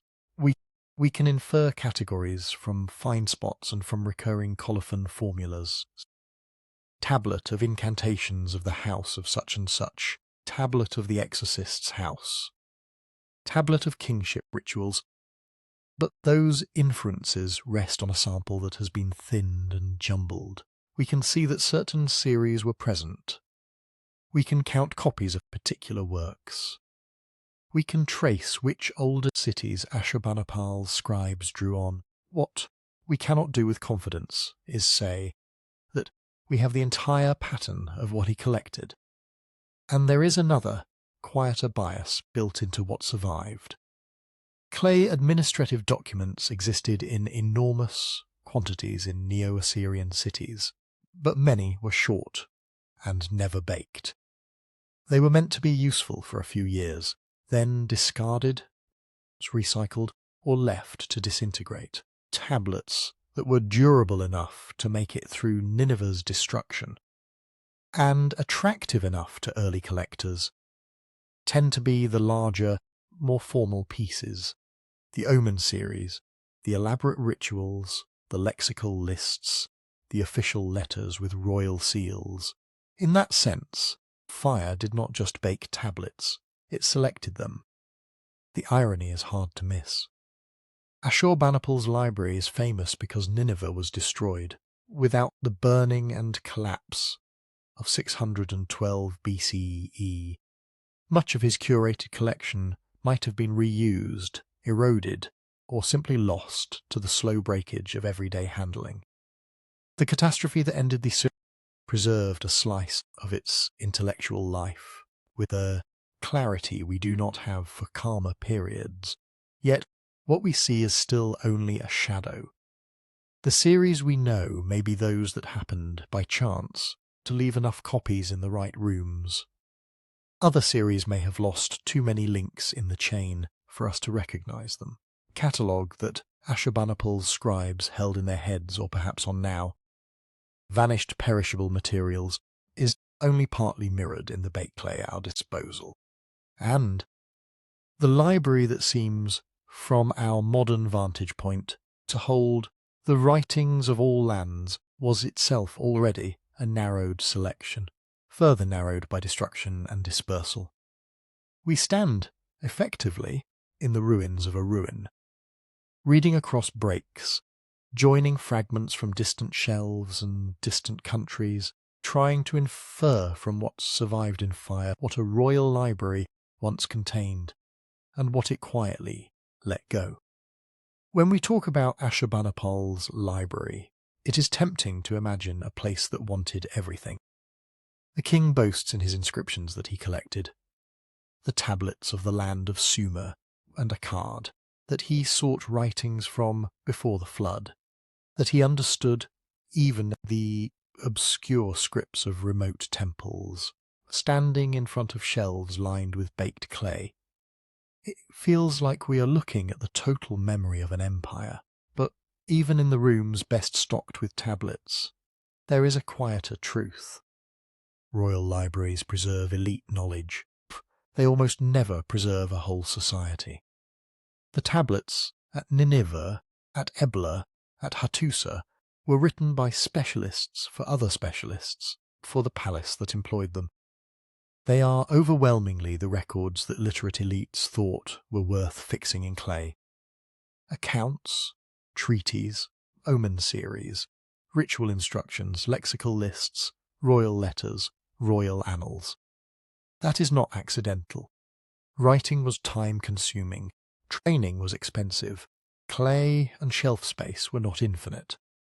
Every tablet represents a decision, conscious or not, about what deserved to be turned from breath into baked earth. Most of life never made that leap. In a Neo-Assyrian city of tens of thousands of people, perhaps a few hundred were fully trained scribes. Yet the city functioned because thousands of others farmed, wove, brewed, argued, sang, prayed, cursed, negotiated, fell in love, raised children, without ever touching a stylus. Their stories ran in spoken channels, jokes told in taverns, lullabies hummed in dark rooms, gossip traded in market stalls, local proverbs repeated until no one remembered who said them first. None of that shows up in a royal library, unless it accidentally intersects with palace interests. We see this gap even where our documentation is richest. Ashurbanipal's collection preserves multiple copies of complex omen series that run to dozens of tablets. For some topics, like hepatoscopy, divination by a sacrificial animal's liver, we have thousands of lines detailing every possible blemish and its predicted meaning. For the daily routines of the people who cut those animals, or the songs they sang while working, we have almost nothing. The same goes for Ebla around 2350 BCE. Some 15,000 tablets, mostly administrative and diplomatic, tell us more about the movement of wool and tin than about how ordinary Eblates told stories at night. So when we ask what a royal library did not preserve, some absences are simple. It did not preserve most of everyday life. Others are more pointed. Royal archives rarely give us dissent in its own voice. When political opposition surfaces in our texts, it is usually because it has already been defeated. Letters complain about disloyal officials. Annals describe rebels who were crushed. Oracular queries ask whether some named magnate is plotting treason. What we do not have is the rebels' manifesto on clay, counter-narrative of a provincial governor who thought the king's policies were disastrous. Those views likely existed. They may even have been put in writing in some cases, in letters that never made it into palace archives, or were deliberately destroyed when their authors fell from favour. The same narrowing applies to social rank and gender in the thousands of legal and administrative tablets from early city-states. The names that recur belong to merchants, temple officials, palace agents, high-status women managing estates. The poor appear mostly as numbers, labour quotas fulfilled, rations issued. Their emotions, criticisms of the powerful, their local sayings, had to travel by word of mouth. In the palace collections that fire baked for us, their voices arrive, if at all, as the object of someone else's record. There is also a linguistic narrowing. At Nineveh, at Hattusa, Mari, and elsewhere, the written languages of the archive were often conservative, formal registers, Standard Babylonian for literature and scholarship, Middle Assyrian or Neo, Assyrian for administration, Hittite and Akkadian in Hattusa's chancery. But those were not the only tongues people actually spoke. Local dialects, minority languages, everyday slang mostly remained oral. When vernacular speech appears at all, it does so in rare glosses, stray lines of dialogue in letters, or scribal jokes in school exercises. It is plausible, though not provable, that whole genres flourished off the tablets. Regional folk tales, improvised theatre, satirical songs needling, officials' erotic verse, lullabies, and work songs with histories stretching back centuries. Bits of these may be faintly reflected in later recorded myths or in proverbs that do appear in collections, but the living performances that carried them are beyond reach. If such performances were politically sharp, poking at kings and governors, there would have been even less incentive to record them in a royal repository. This does not necessarily mean there was a secret censorship office in the palace, methodically purging the archives. The mechanisms could be much simpler. Any bureaucracy that reports upward tends to filter. Provincial governor writing to Nineveh leaves out details that might annoy the king or that he thinks are irrelevant to royal concerns.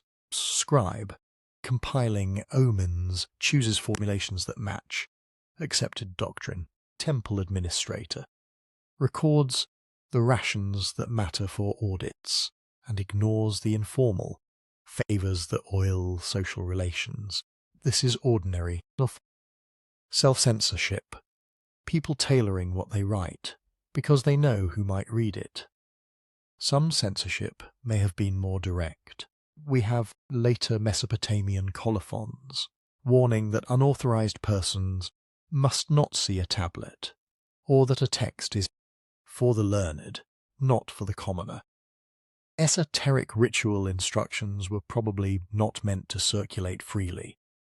Tablets could be recopied with adjustments, omitting awkward allusions, harmonizing politically sensitive stories with current royal ideology. But the evidence is fragmentary. Picture of these processes is incomplete. What we can safely say is that the combination of elite interests, practical constraints, ordinary caution shaped what went onto the shelves in the first place. Even among the tablets that did get written, many remain, in a sense, silent. Some are physically unreadable. Fire that baked a tablet hard enough to survive could also warp it, fuse its surfaces, cause chunks to sprawl off. Lines vanish into cracks. Salt and moisture eat away at edges in the centuries after excavation. Other tablets are written in rare scripts or obscure local hands. Eblate syllabic conventions. Unusual Hittite ductus, shorthand used in specialist schools, that only a handful of experts can confidently pass. Portion of Nineveh's fragments seem to belong to genres we recognize.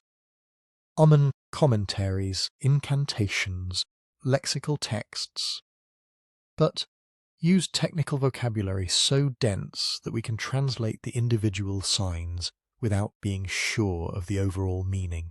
Then there is the problem of joins. Many tablets exist only as widely scattered pieces. A corner in London carries a line number and half a phrase. Sliver in Mosul preserves the rest of that line and a colophon until someone notices the match, sometimes decades after both pieces were first catalogued.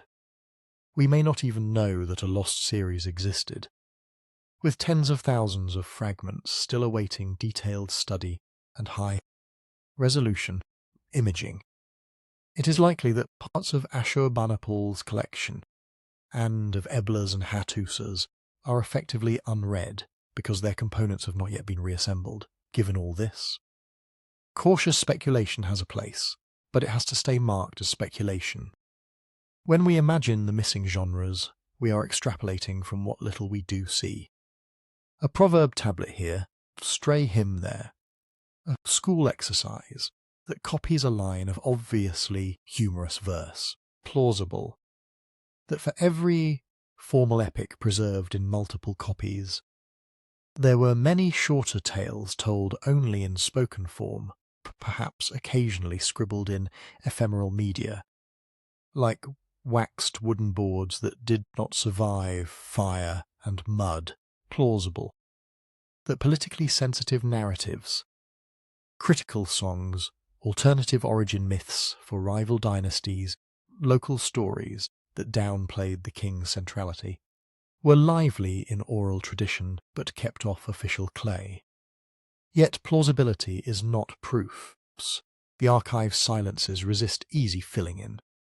What a royal library did not preserve is therefore double. There is what it never tried to record, and what it once held but we can no longer reconstruct. Between the two lies the space where most human experience took place, spoken, sung, gestured, remembered without ever passing through a stylus. To understand ancient archives, we have to read not only the baked lines that survived the fires, but also the gaps between them, and the choices that put some words on clay, while leaving others to vanish with the voices that spoke them. If Nineveh shows us what a late Assyrian king wanted on his shelves, Hattusa lets us walk through something stranger, written memory of a kingdom where almost nobody spoke the main archive language as their mother tongue. High in the hills of central Anatolia, at modern Bogazköy in Turkey, the Hittites built their capital. By the 14th and 13th centuries BCE, late Bronze Age, roughly the time of Akhenaten and Ramesses in Egypt, Hattusa was a fortified city of gates and temples and storage magazines, place where roads from Syria, the Aegean and the Black Sea all met. Under its ruined palaces and sanctuaries, archaeologists have found what is effectively the central archive of a whole empire. The numbers alone are daunting. Excavations since 1906 have recovered on the order of 25,000 tablets and many more fragments from Hattusa, most of them from temple and palace contexts on the Acropolis and the lower city.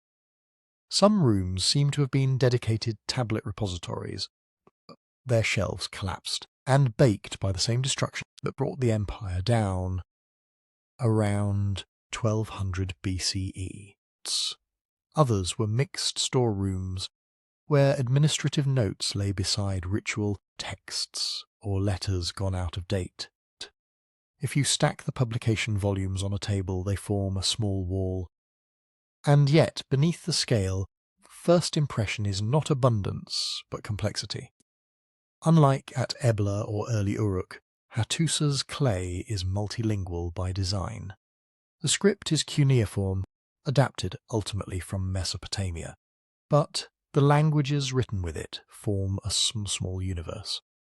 The bulk of the archive is in what we call Hittite. Speakers called it the language of Hatti. It belongs to the Indo-European family, distantly related to later tongues like Greek and Latin. But it sits at a very early, conservative branch. Mixed in with Hittite are texts in Luwian and Palaic, two other Anatolian Indo-European languages, probably spoken in different regions of the kingdom.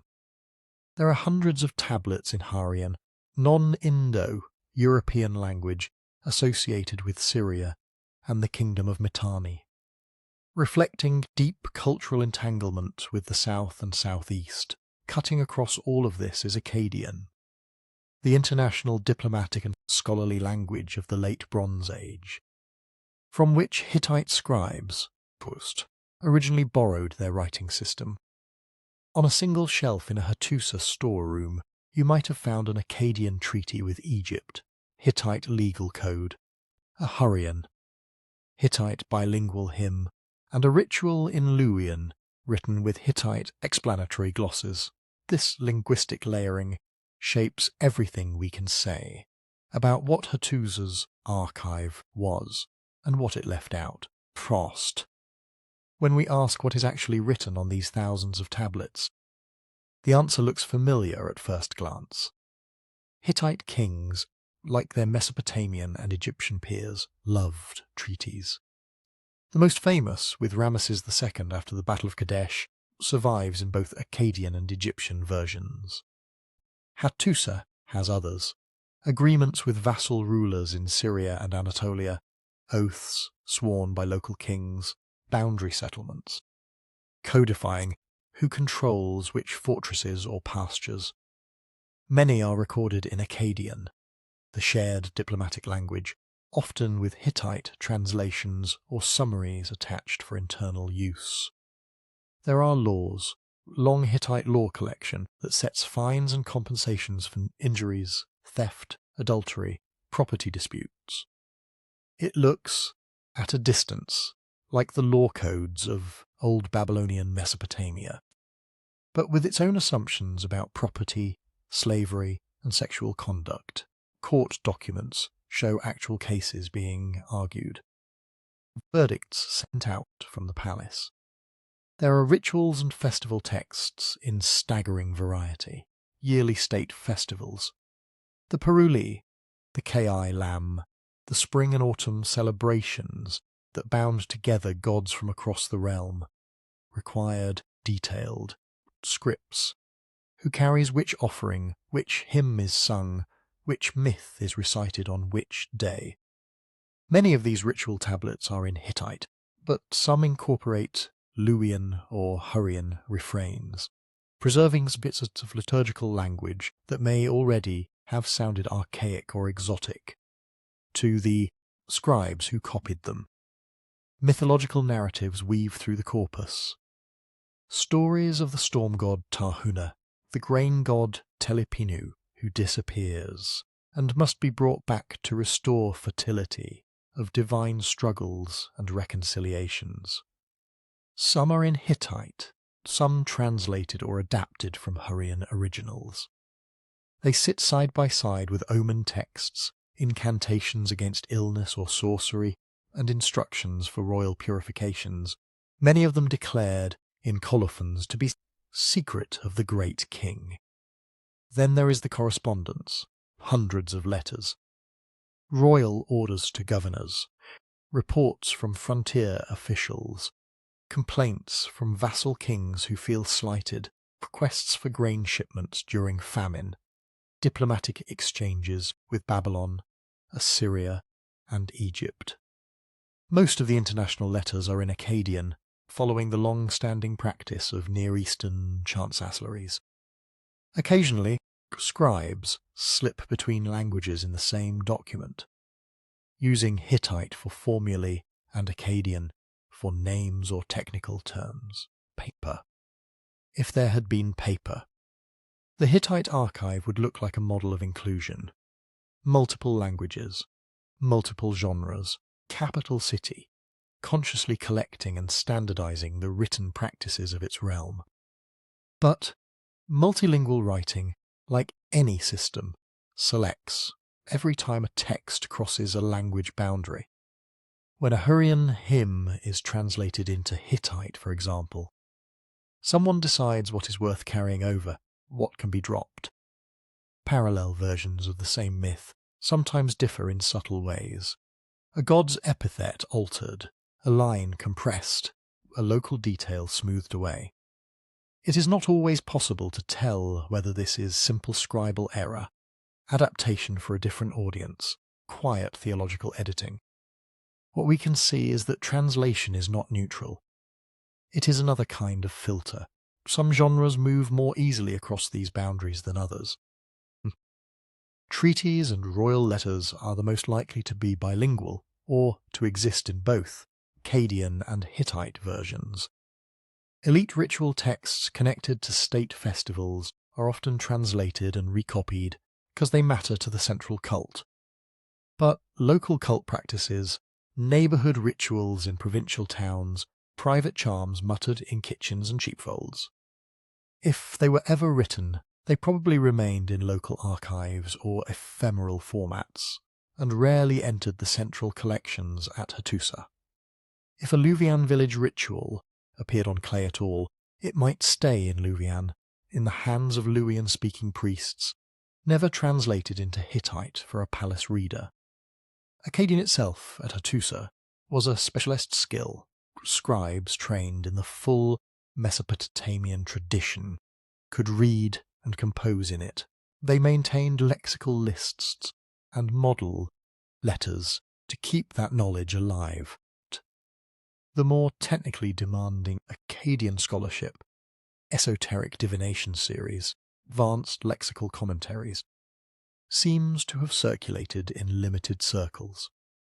Some tablets explicitly state that a text is for the learned not for the commoner.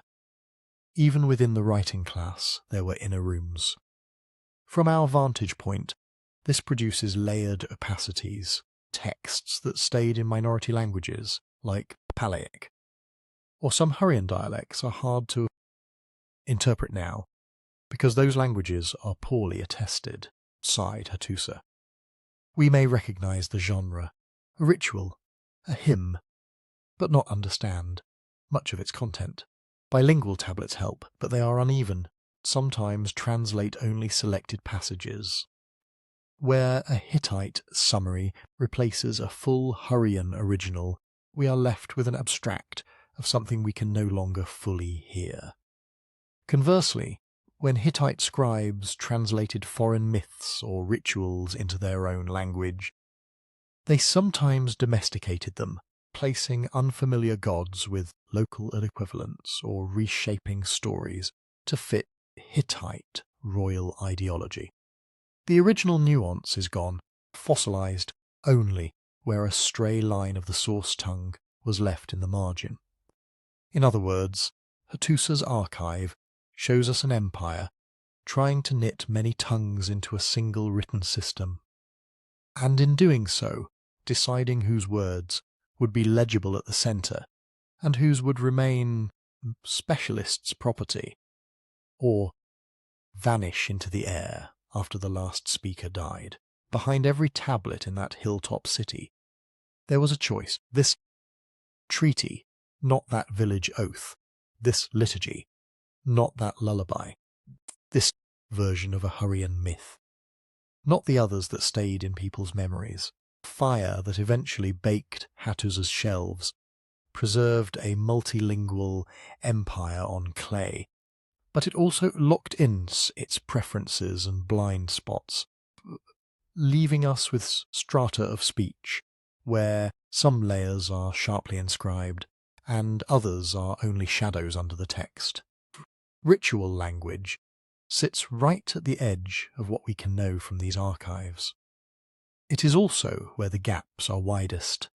Take those Hittite festival tablets from Hattusa. On the surface they look generous. A single tablet might lay out the full sequence of a 4-day rite. Which divinity is invoked at dawn? What offering is placed on which altar? Myth is recited at sunset.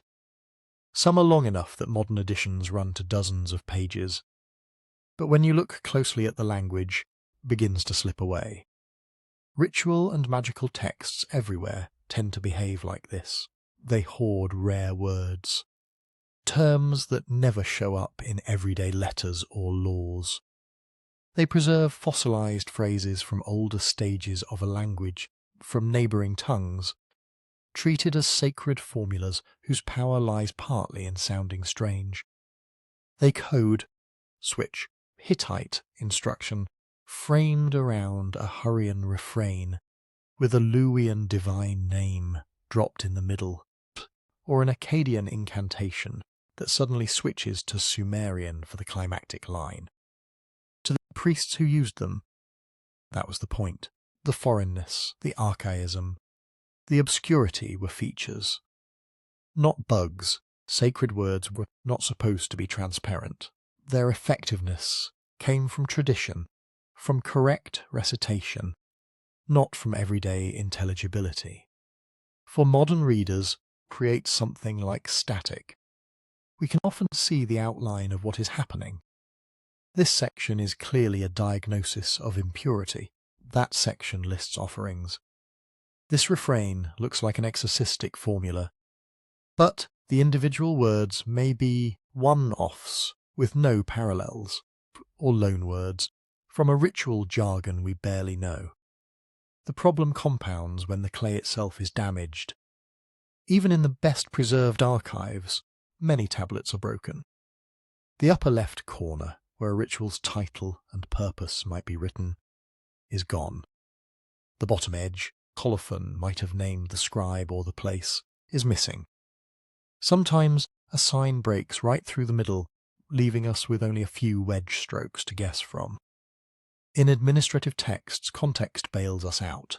If you see 10 sheep 5 goats, and a half-broken sign after a date, you can often reconstruct a plausible reading.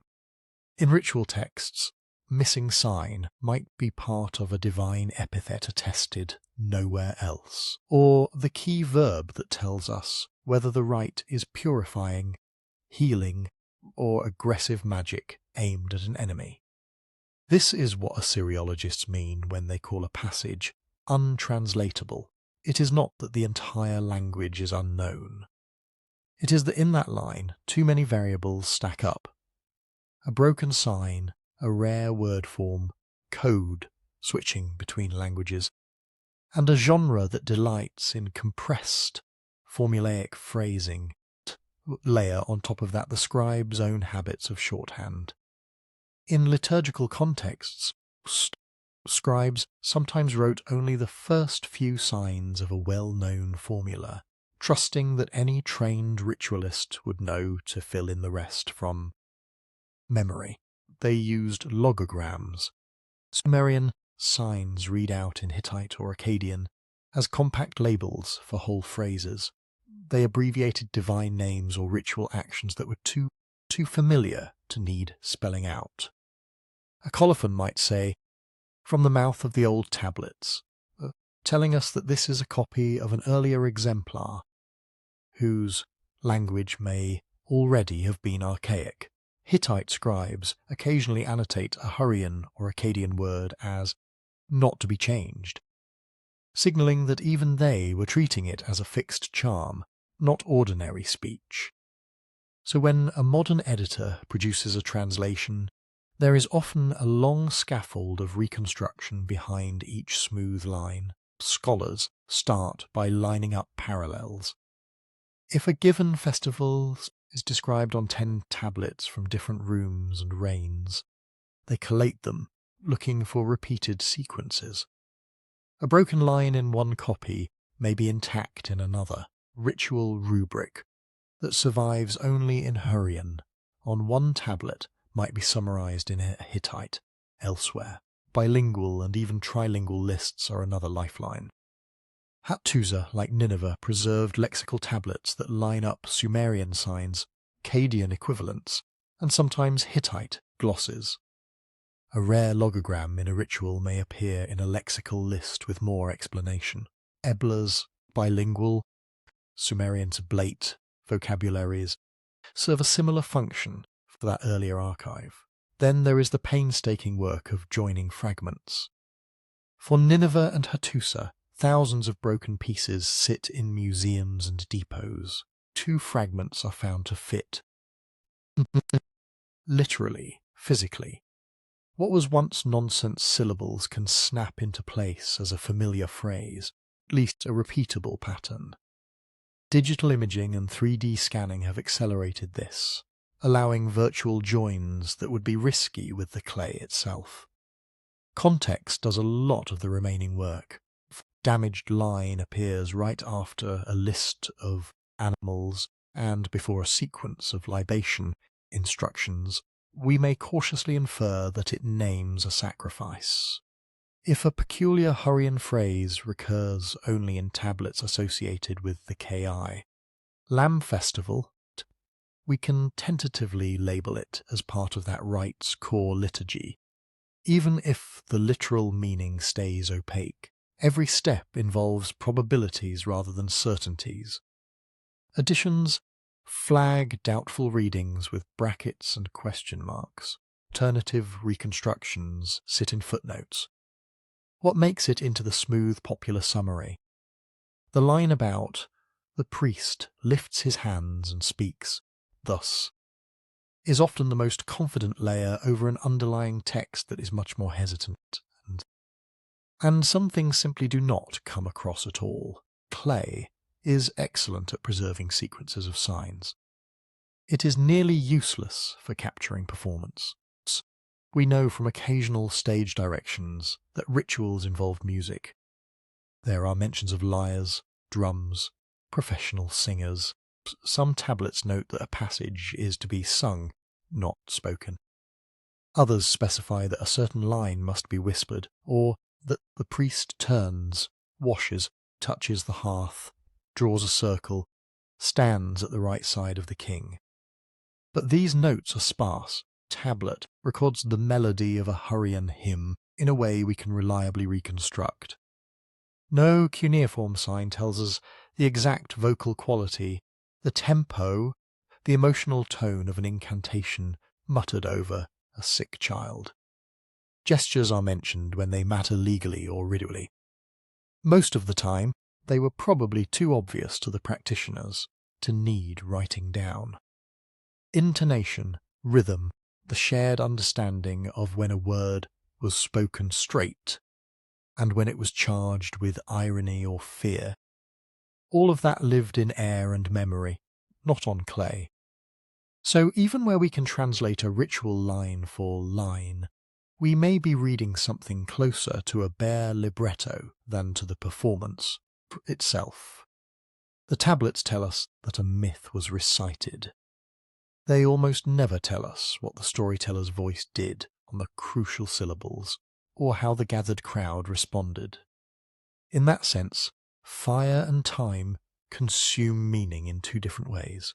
Burning of Ebla or Hattusa baked the tablets and fixed their signs in place.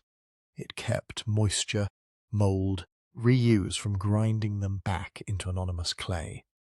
But the longer arc, the loss of spoken traditions, the fading of ritual schools, death of the last priest who knew how to sing a Hurrian refrain over a Hittite, sacrifice, burned away layers that had never been written down, or that were only ever hinted at in compressed shorthand.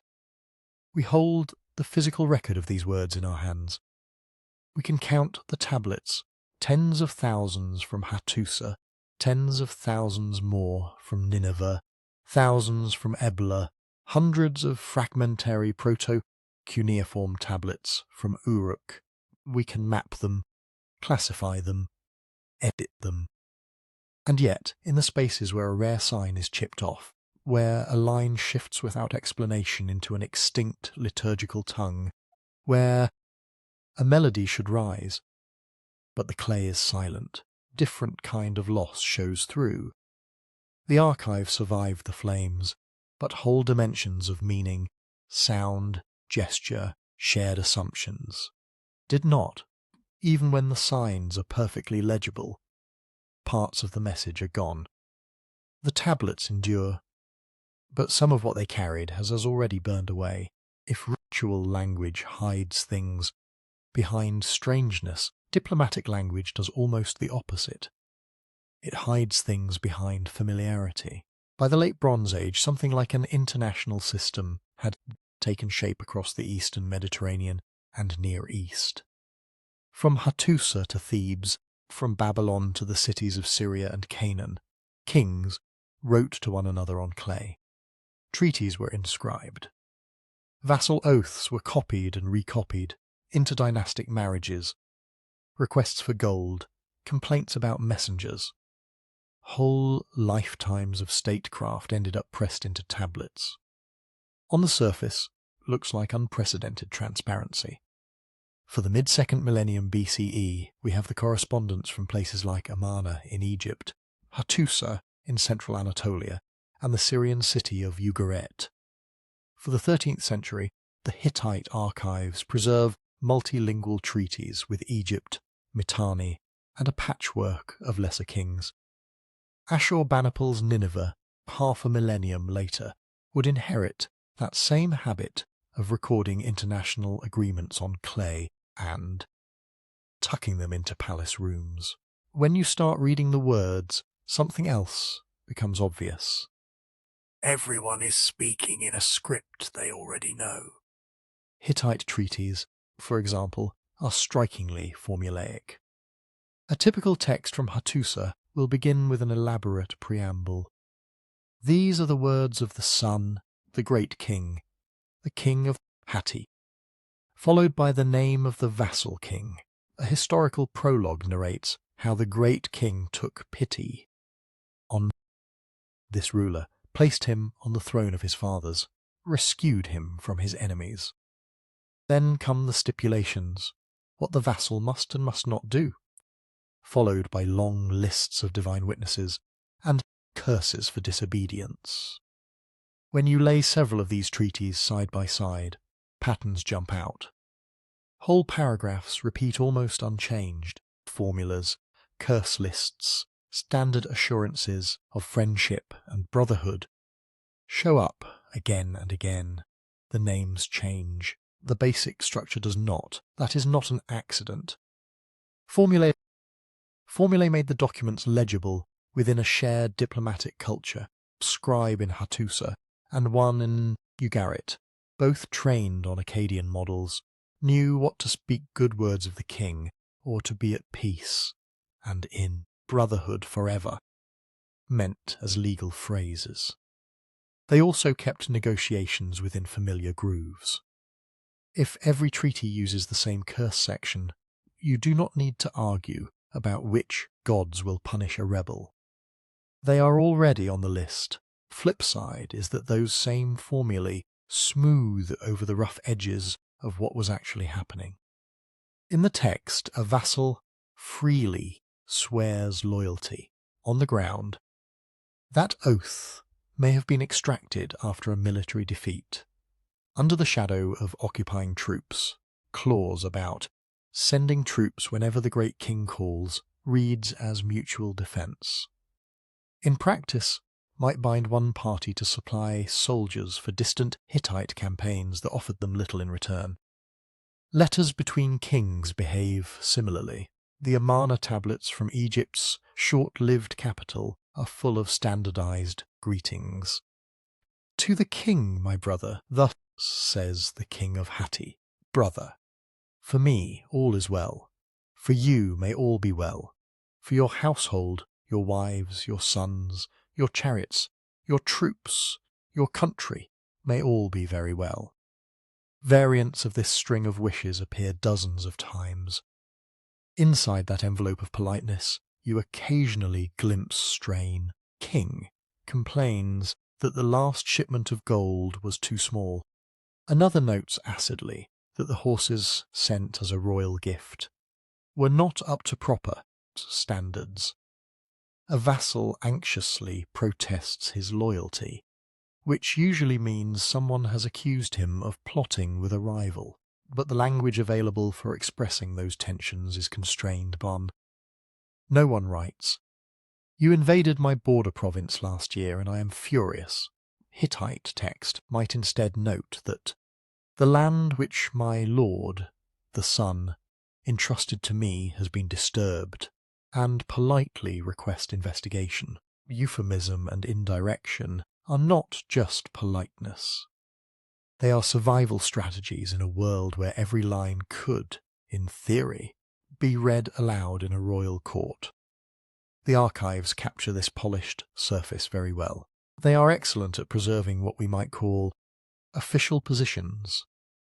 What a treaty claimed to be about, how a vassal was supposed to speak of his overlord, what kings wanted on record about their relationships. They are much less good at capturing private motives or popular reactions. We do not have, in clay, conversations in palace corridors before a treaty was finalized. We do not hear the grumbling of local elites who resented being bound by Hittite or Egyptian obligations. We almost never see outright dissent in writing, because the people whose words got baked into tablets were precisely those invested in presenting a stable, loyal, legitimate front. Even when fear and coercion are present, the formulas tend to fold them back into familiar shapes. Vassal, who has just survived a Hittite punitive campaign, may be forced to swear, "If I do not keep the oath of the king, may the 1,000 gods of Hatti destroy me." The violence that made that oath persuasive does not need explaining. Formula takes over and says everything, and nothing at once. Another layer of silence comes from how unevenly these records survive.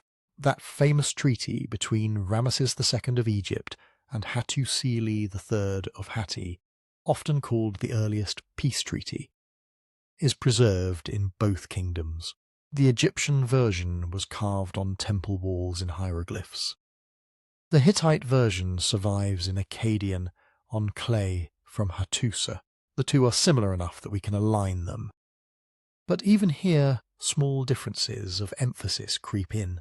Each side highlights what flatters its own king. From many Hittite agreements with Syrian or Anatolian rulers, we have only the Hittite copy. From the letters in the Amarna archive, we mostly have what foreign kings wrote to the Egyptian court, because the Egyptians kept incoming correspondence. The outgoing copies stayed in the foreign capitals, and those archives burned, eroded, or were simply never excavated. Ashurbanipal's library in Nineveh likely contained its own sets of treaties and international letters, copied as models and precedents. The opposing files in Babylon, Elam, or Uruk have left us far fewer tablets. Ebla's third Millennium BCE archive preserves a strikingly early web of treaties and gift exchanges, but almost none of the partner cities' paperwork has survived to balance it. This one-sidedness matters. When we read a vassal oath from Hattusa, we hear Hatti speaking about loyalty. We do not hear the vassal's own scribes describing the same relationship, perhaps with different emphasis, different justifications to their own population. When we read a king asking Egypt for much gold, for in my land gold is like dust, we rarely have the Egyptian reply to see how that request was received. So what does refuse to record mean in this diplomatic context? In part, it is about choice of register. People involved in tense negotiations could have spoken very bluntly in private. Tablet that reaches the archive is the cleaned-up version. Run through the scribe's training in proper formulas, open threats turn into appeals to friendship. Stark admissions of weakness turn into stock phrases about illness or disturbance in the land. It is also about purposeful ambiguity. Treaties often leave room for interpretation. Border is defined with reference to rivers and mountains, whose exact courses and names could shift. Clauses about mutual aid can be read narrowly or broadly, depending on later convenience. Writing things down did not end argument. It gave future kings a text they could quote selectively. And finally, it is about simple absence. Not every draft letter, every verbal agreement, every insult traded through messengers ever reached the shelves. Scribes chose what to copy onto durable clay. Palace officials decided what mattered for future reference. When fires came to Ebla, to Hattusa, to Nineveh, only those selected documents were accidentally fired into permanence. Conflict, resentment, improvisation, regret. The textures of international life were there, but much of that stayed in speech, in gesture, in perishable media like wax tablets or papyrus, or in archives that have not survived. The clay holds the communiques that people expected to be reread, often by audiences far beyond the original sender and receiver. It is a record of how states wanted to talk about their relationships, between the carefully repeated lines, the oaths of brotherhood, the promises to love only the king of Hatti, ritual invocations of peace forever. There are gaps where other voices might have been. Tablets do not so much lie as narrow the beam of light. What we see very clearly are the official words that could be baked, stored and, eventually, burned into survival. What we do not see may be just as important, but it lived in a medium clay was never meant to hold. When we talk about what the tablets refuse to say, it is easy to imagine some ancient censorship committee, kings deciding what may or may not be written, priests policing the margins. That certainly happened. But there is another kind of refusal that has nothing to do with intention and everything to do with modern limits. A refusal produced by time, mud, paperwork, and the sheer arithmetic of clay. Across the Near East, from southern Iraq to central Turkey to northern Syria, there are still tens of thousands of tablets sitting where they fell 3,000, 4,000, even 5,000 years ago. Some are in collapsed rooms that have not yet been reached by archaeologists. Others have been exposed by erosion, seen once in a survey, then buried again or carried off by looters. Even in well-known sites like Nineveh or Hattusa, vast areas of palace complexes remain unexcavated. Every new trench has the potential to open another archive room. This creates a simple bottleneck. There is more text in the ground than there are trained teams, seasons, and budgets to retrieve it. And excavation is only the beginning. Once a crate of tablets leaves a site, a second bottleneck starts. Clay is tougher than papyrus, but it is still fragile. Many tablets were only partially fired by ancient disasters.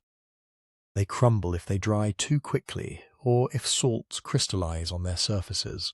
So for every dramatic photograph of tablet-laden shelves in a museum basement, there are months or years of quiet conservation work, desalination baths, slow drying, consolidation with reversible chemicals. Then there is documentation. In the early decades of Assyriology, tablet might be drawn once, hand-copied and published. Today, the standard is much higher. High-resolution photography, infrared imaging, sometimes 3D scanning or reflectance transformation imaging, that lets scholars relight the surface digitally from any angle. Each tablet has to be numbered, measured, photographed on all sides, and entered into a catalogue. For a single archive room from Ebla or Hattusa, that can mean thousands of individual records. All of this takes time, and it piles up. Modern wars and political instability add more delays. There are boxes of tablets from excavations in the 1960s and 1970s at sites like Mari, Nimrud, or Tel Leilan that have only been partially processed. In some cases, we know the rough contents from excavation notes, administrative texts, letters, ritual tablets. The detailed work of reading and publishing them has not yet happened. Even when a tablet has a museum number and a set of photographs, another distinction comes into play, one that is easy to miss from the outside. Decipherment versus addition. Cuneiform as a script has been broadly deciphered for more than a century. Proto-cuneiform from Uruk is harder, but many signs can still be read, or at least matched to known sign values. A trained specialist can sit down with a typical Old Babylonian, Neo-Assyrian, or Hittite tablet and identify the signs line by line. That does not mean the text is known. Post. A full scholarly edition of it more than just transliterating the wedges into Latin letters. Post. It involves checking sign shapes against lists, proposing readings where the surface is damaged, comparing this tablet to similar texts from other sites, identifying personal names, toponyms, and technical terms. Notes have to be written to explain uncertainties. Parallel passages in other languages may have to be consulted. All of this then needs to be turned into something that other people can use. A printed article, a monograph, or a digital edition in a database like the Cuneiform Digital Library Initiative or Hethitology Portal Mainz. For one long legal document or one complex ritual, that process can take months of a specialist's time. Multiply that by hundreds of thousands of tablets, around 30,000 from Ashurbanipal's Nineveh alone, roughly 17,000 from Ebla, tens of thousands from various levels at Uruk, several tens of thousands more from Hattusa and satellite Hittite sites. And you can see the scale of the backlog. Many tablets are technically legible to someone with the right training, but they exist only as inventory numbers and a line or two in excavation reports. They are undeciphered in practice because their contents have never been fully edited, translated, and folded into the larger story. Then there is the problem of fragmentation. Fires that saved archives also shattered them. Walls collapsed on shelves. Roof beams crashed down onto heaps of soft clay. When archaeologists uncover a burnt archive room in Hattusa or Nineveh, they do not find neat stacks of books. They find layers of fragments.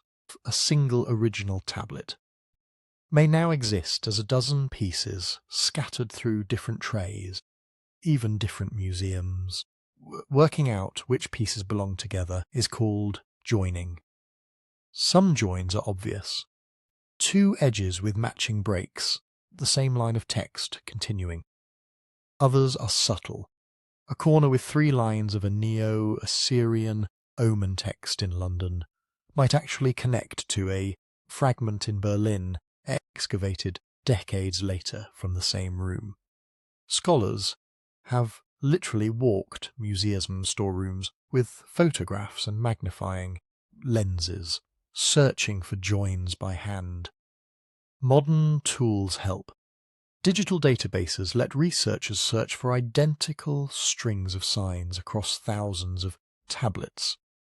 So, if 2 fragments preserve overlapping parts of the same line, software can flag a possible match. Reflectance imaging can bring out faint signs that were previously invisible, allowing broken pieces to be read more fully and compared. Experimental AI systems are being trained to suggest joins based on break patterns, sign spacing, and curvature. But again, this all takes time. For a successful join can suddenly change what a tablet says. A text once thought to be a short incantation might turn out to be one part of a much longer ritual when its fragments are reunited. An economic account that seemed isolated may click into a larger ledger that reveals how an entire palace managed its grain. For you, looking in from the outside, this means the archive is not a fixed object. It is growing, but in slow motion. Each field season, each conservation lab, each digital imaging project adds new readable words. Newly published edition of a tablet from Ebla or Nineveh or Hattusa can nudge interpretations of earlier texts or overturn old assumptions entirely. A king's reign that once seemed well documented may suddenly gain a new treaty, a new list of officials, a new omen series copied in his time. So when historians or popular accounts talk about what these archives show, what Ebla was really like, what Ashurbanipal knew, what Uruk's first scribes cared to record, it is worth remembering that much of the material evidence is still in flux, not because the past is changing, but because our sample of it is. Thousands of tablets remain unread, not because they are in an unknown script, because they are unexcavated, unconserved, unphotographed, unjoined, or simply unedited. Our reconstructions rest on the small fractions that has made it all the way through that pipeline. Any firm conclusion drawn from that fraction comes with an invisible asterisk. Valid so far. Given what has been dug up, glued back together, painstakingly copied. The library that fire preserved is still being opened, shelf by shelf, shard by shard. Its silences may yet shrink or deepen as more of its clay finally begins to speak. Before any of that clay passes through our modern bottlenecks, it has already gone through 3 older filters. The first filter is what anyone bothered to put on clay in the first place. Writing was expensive, not in silver, but in labour and training. A scribe in Uruk around 3200 BCE, or in Ebla around 2350 BCE, or in Nineveh under Ashurbanipal around 650 BCE, represented years of education. You do not spend that resource casually. You deploy it where the palace, the temple, the court thinks writing will give them leverage. So what gets written? Accounts, not anecdotes. In the proto-cuneiform archives of Uruk, we have thousands of numerical notations recording barley, beer, labour rations, deliveries of livestock. One level at Uruk yields room after room of small tablets listing quantities and commodities, with personal names as payees or officials. What we do not have is the scribe's note that today the beer was bad and everyone complained. Omens, not experiments. In Ashurbanipal's library at Nineveh, whole shelves were devoted to omen series, liver omens, celestial omens, birth omens. These texts list, in excruciating detail, what it means if a sheep's liver has a notch here, a blemish there, if Jupiter appears near a particular star, if a child is born with an extra finger. They are attempts to systematize the cosmos. What we do not see in that same format are records of failed trials. No cuneiform equivalent of, we tried this ritual 3 times and nothing happened, so we changed it. Treaties, not rumours. Hattusa preserves copies of international agreements. Parity treaties with Egypt and Mitanni, vassal treaties binding Syrian cities to the Hittite king. These are carefully phrased, witnessed, sealed documents. Somewhere in those same palaces, people gossiped about whether a vassal king was loyal, whether a prince was plotting a coup.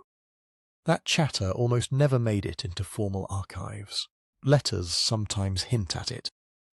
Complaints, accusations, veiled warnings. But the archive is weighted toward what could be declared, not what was only suspected. That selectivity alone can look like refusal. But then a second filter steps in. What institutions chose to keep? Not every written tablet was archival. In the houses of merchants at Kanesh in Anatolia, many small notes and draft letters seem to have been discarded when no longer needed, tossed into fill, or reused as building material. In palaces, scribes produced practice tablets, temporary day notes, ephemeral calculations. Most of that never entered a storeroom. It was wiped, reused, or left to dry and crumble. Ebla's great archive of around 17,000 tablets did not preserve everything the city ever wrote, preserved what, at the moment of destruction, was sitting in storerooms that the palace regarded as permanent. Canonical literary texts, diplomatic archives, administrative ledgers, still relevant to ongoing management. Even within those rooms, choices were made over decades. Some older administrative texts were recopied into summary ledgers. The originals might be discarded. Some treaties were archived. Others, perhaps deemed minor or obsolete, were not. Institutions could also decide what not to keep. This is where censorship shades in, not as a hidden cabal, but as routine gatekeeping. If your job is to maintain dynastic legitimacy, you may not rush to archive documents that undermine it. In royal inscriptions from across Mesopotamia, kings present themselves as chosen, victorious, pious. When a king usurps the throne, he tends to explain it as divine will, not as a coup. We rarely see official texts carefully preserving the arguments of his rivals. Ephemeral letters might contain sharp complaints. Archives of state tend to tilt toward the winning narrative. At Hattusa, later Hittite kings sometimes copied and preserved edicts of earlier rulers. But They also issued new versions that quietly revised history, adjusted succession order, or reinterpreted treaties.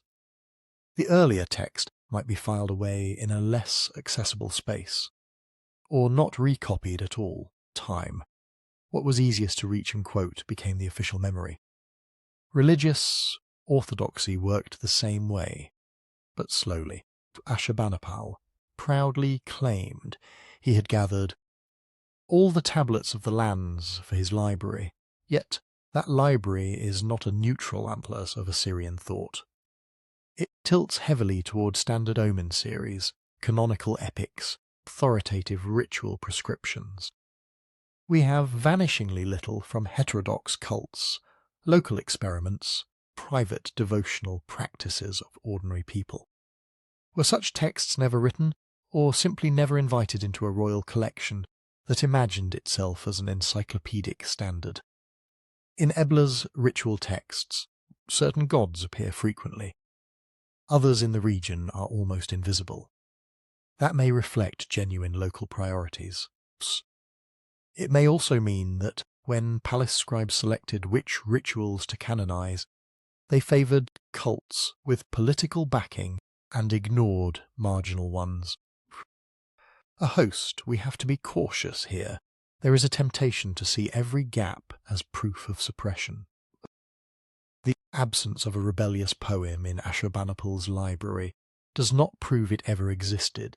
The lack of frank discussions of sexual practices in Hittite law codes does not prove a secret ban on such topics. Sometimes material is missing, because no one considered it worth writing on durable clay.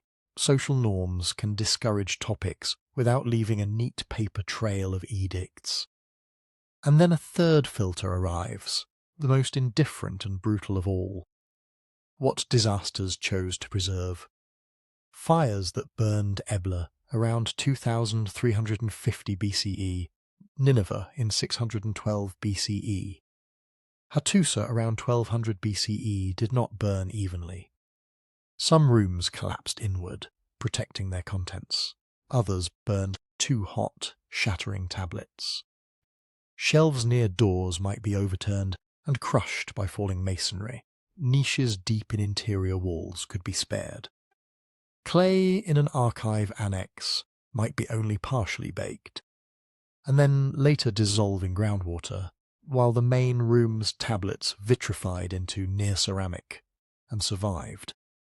This means that even within what scribes wrote and institutions stored, we possess a fire. Edited subset.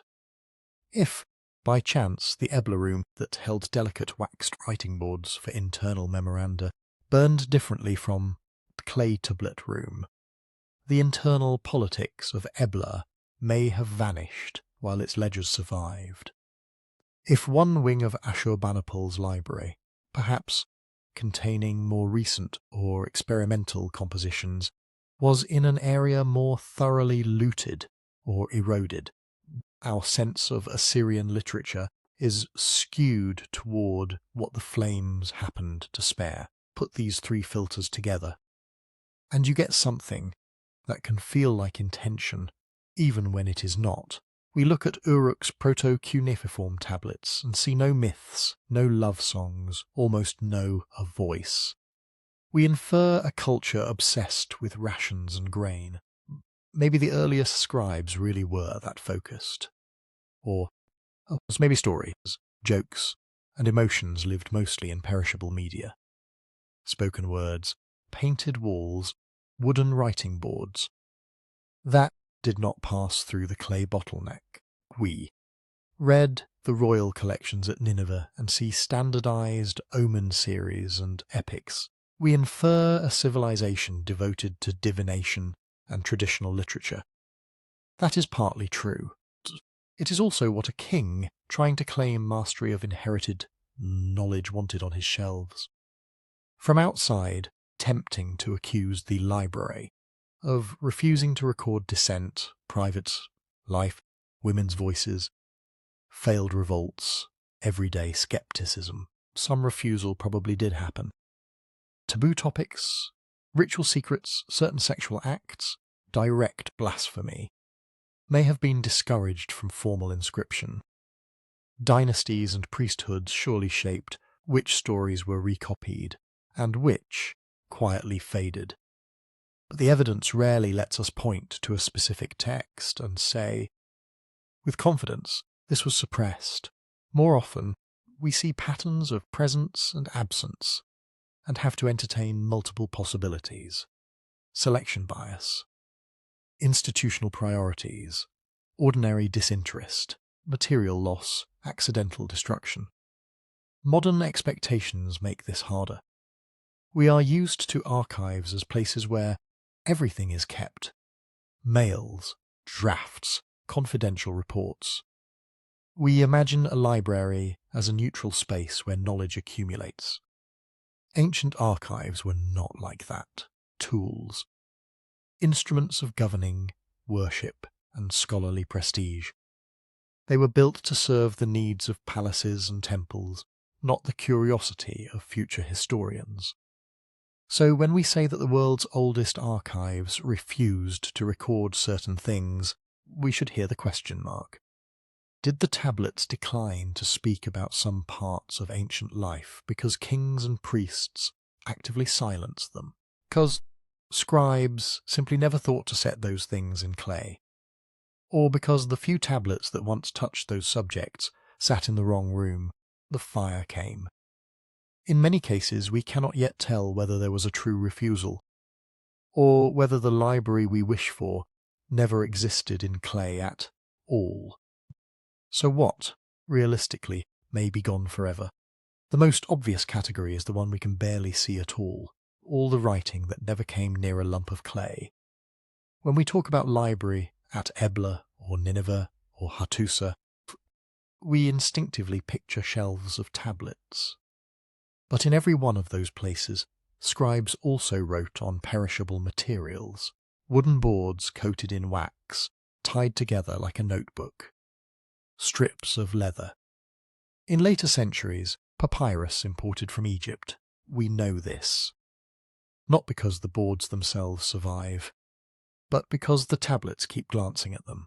Some Ebla tablets explicitly mention their own status as copies, made from older documents. Some Neo-Assyrian letters from Nineveh refer to tablets of wood being sent or kept elsewhere. Hittite inventories from Hattusa list. Writing boards among palace equipment. In Egypt, where the climate is kinder, actual wooden and papyrus documents show up alongside clay. There's no reason to think Mesopotamia and Syria were any different in their habits, only in their preservation. Wood, wax, leather, papyrus all burn and rot in ways clay does not. In a palace fire, a wooden writing board might char, curl, fall as blackened dust onto the floor. Later, when rains seep through the ruined walls, that dust washes away. A clay tablet beside it, baked hard by the same flames, can sit there for 3,000 years and wait for an archaeologist's trowel. So, when we look at a tablet from Nineveh that summarizes legal decisions or lists the provisions for a ritual, it may be the tip of an iceberg. Below the surface, invisible to us, were working copies, drafts, case notes, internal memoranda, written on media designed for convenience, not eternity. Not through censorship, but chemistry. Then there is everything that was never written at all. Ebla gives us some fragments of hymns and incantations. Nineveh preserves great epics like Gilgamesh. Hattusa has ritual scripts that read almost like plays. But the bulk of storytelling, praise, insult, and memory, travelled by mouth, even in literate courts.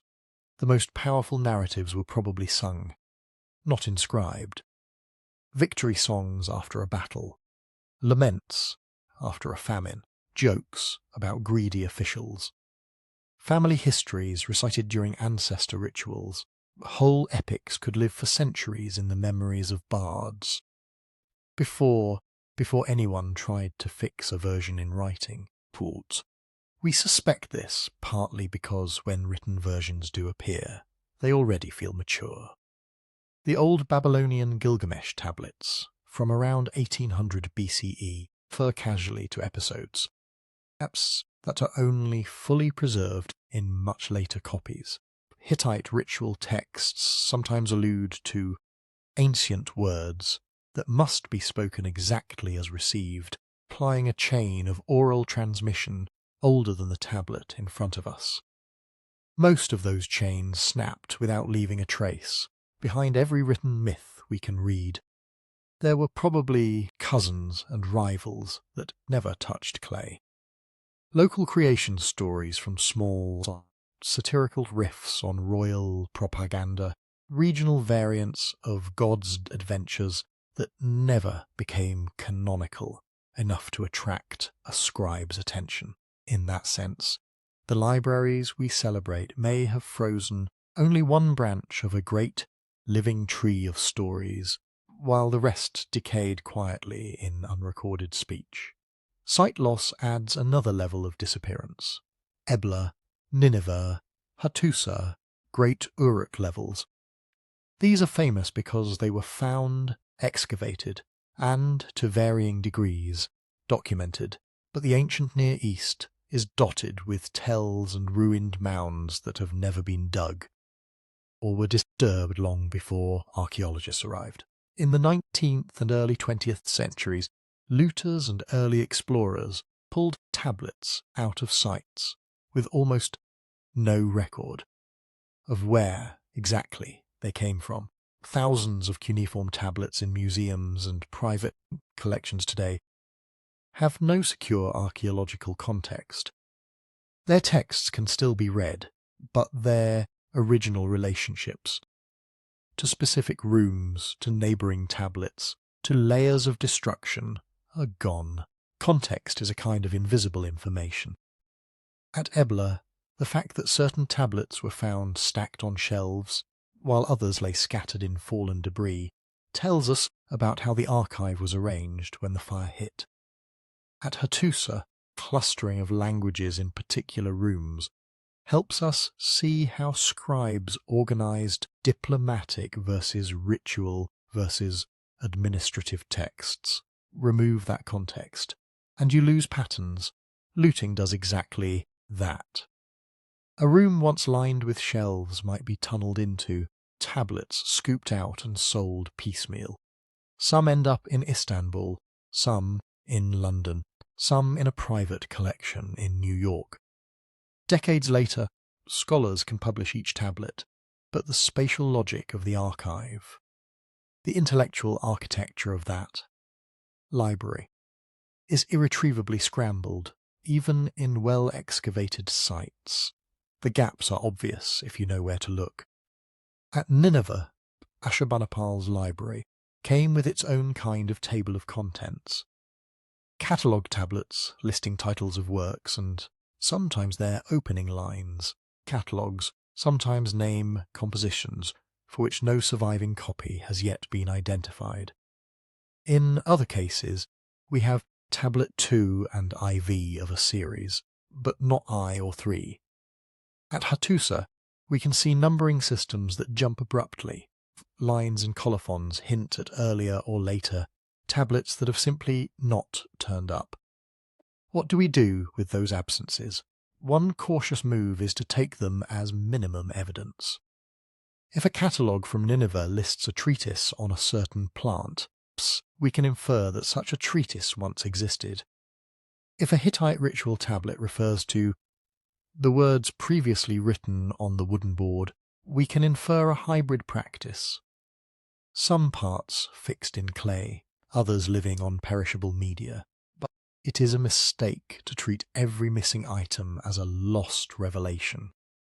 There is a popular temptation to imagine that for every preserved epic, there must have been 3 more that were suppressed, that the empty shelves of Nineveh are full of banned doctrines.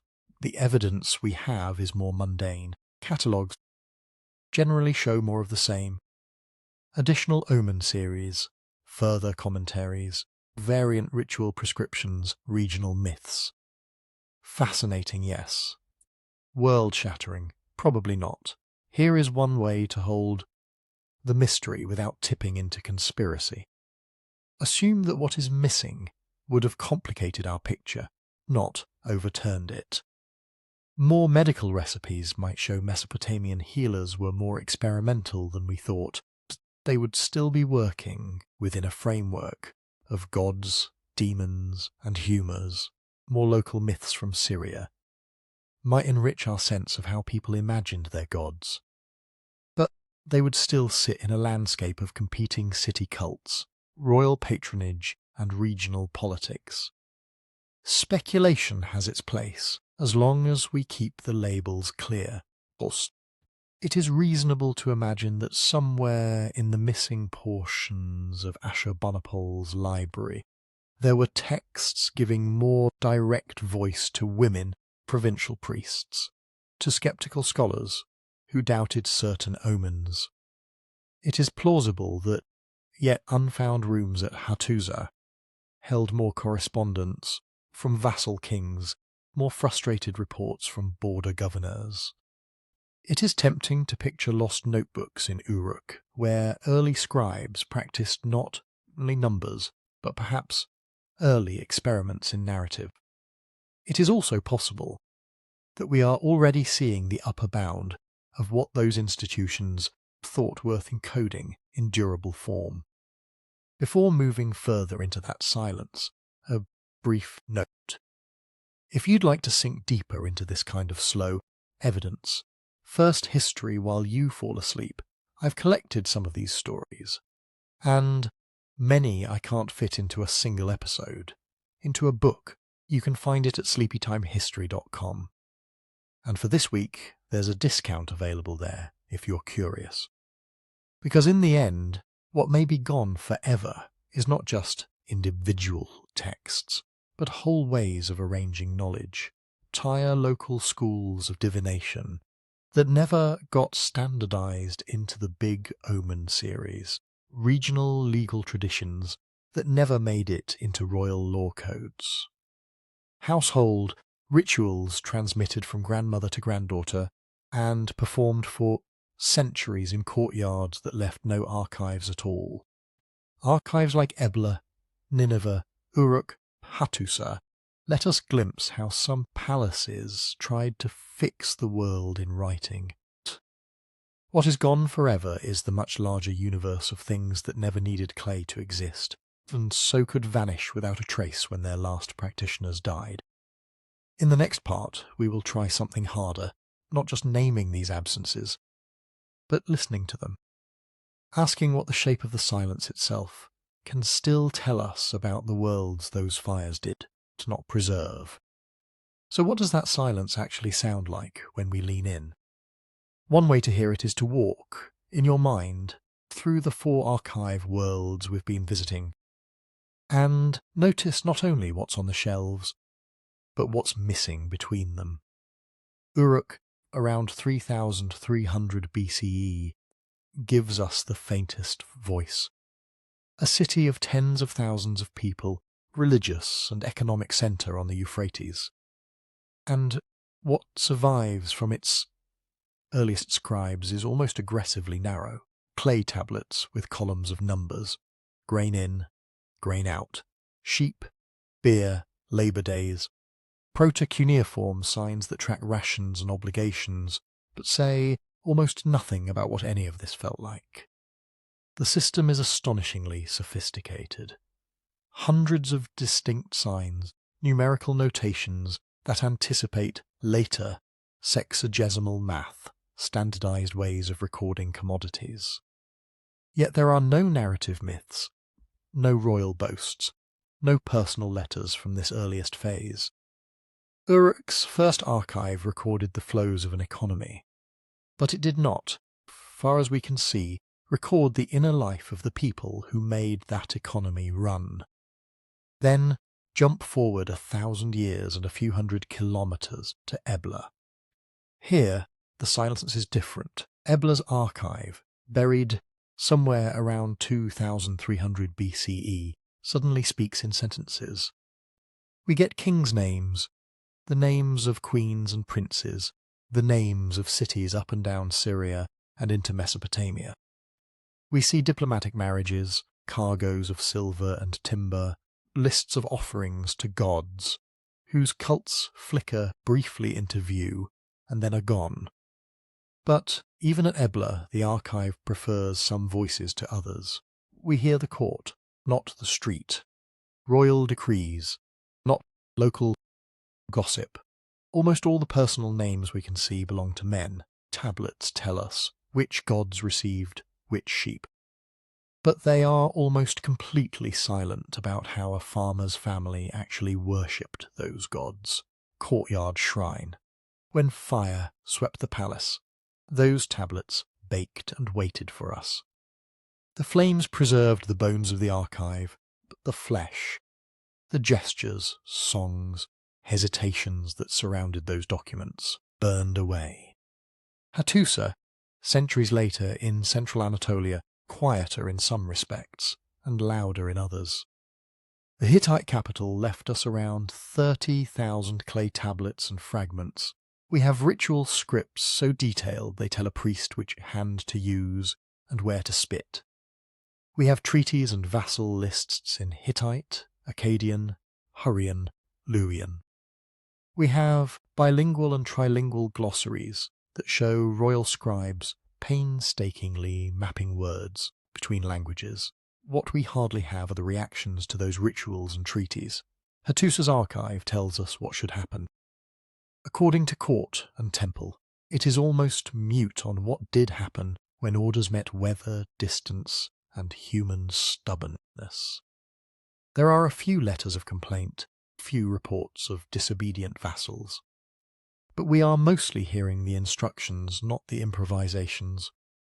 And then Nineveh in the 7th century BCE, where Ashurbanipal's library tried to gather all the tablets of the lands. This is the richest voice we have, 20,000 tablets and fragments. The Epic of Gilgamesh, omens series with tens of thousands of entries, medical recipes, lexical lists, letters from generals on distant frontiers. The king's scribes copied older compositions, imported texts from Babylon, and created commentaries that read like early scholarship. But even here, the selectivity is stark. The library is heavy on what Ashurbanipal valued: scholarly lore, omens, rituals, royal ideology. There are almost no documents about everyday city governance. The markets of Nineveh, their haggling and cheating and noise, are almost invisible. So are most of the women, the enslaved, the foreigners passing through, whose names never reached royal shelves. When Babylonian and Median armies burned Nineveh in 612 BCE, that fire turned a working royal repository into a time capsule. It froze Ashurbanipal's intellectual world in mid-gesture, but any tablets stored elsewhere, in wood and leather burned without leaving traces. Any stories that never interested a court scholar simply disappear from the record. Across all 4 sites, the same pattern holds. Destruction, paradoxically, preserves the most durable objects while erasing the wider web of meaning that once made them make sense. Fires at Ebla and Nineveh baked tablets but vaporized wooden boards. The final abandonment of Hattusa left tablets scattered on floors, divorced from their shelves and catalogue systems. Uruk's earliest levels survive as rubble and fills, just enough tablets to show us what proto-cuneiform could do, and almost nothing of what it chose not to do. We look at this and say, Uruk refused to record stories, or Nineveh refused to preserve dissent. Sometimes that refusal was an active choice. Scribes decide what belonged on eternal clay, and what stayed transient. Sometimes it was just physics and chance. What clay tolerated, wood and memory did not. So where does that leave us? maybe with questions more than answers. If a future archaeologist dug up the remains of our own information world after some catastrophe, what would they see? Hard drives turned to unreadable sludge, paper rotted, plastic warped. Would only inscriptions carved into stone monuments survive? Maybe a handful of engraved plaque, bits of metal signage, few printed books sealed by accident in dry, protected places. From that debris, what picture would they draw of us? Which of our arguments, jokes, fears, and small kindnesses would still be legible? Which whole genres would vanish so completely that their absence couldn't even be guessed at closer to home? If you had to decide what one box of your life could go into the fire, be hardened, wait for someone 4,000 years from now, what would you put in it? What would you be willing to have stand for your world, knowing how much it will leave unsaid? If you've listened this far, you're already part of a strange kind of archive. A community of people who find comfort in slow, careful stories about very old mysteries. If you'd like more of that as you fall asleep, you might enjoy the book I mentioned earlier, where I've gathered more prehistoric secrets, deep time puzzles than I can squeeze into these episodes. You can find it at sleepytimehistory.com. For now, I'll leave you with a small invitation. If this journey through Uruk, Ebla, Hattusa, Nineveh has been a gentle companion tonight, you can help this channel survive its own kind of bottleneck.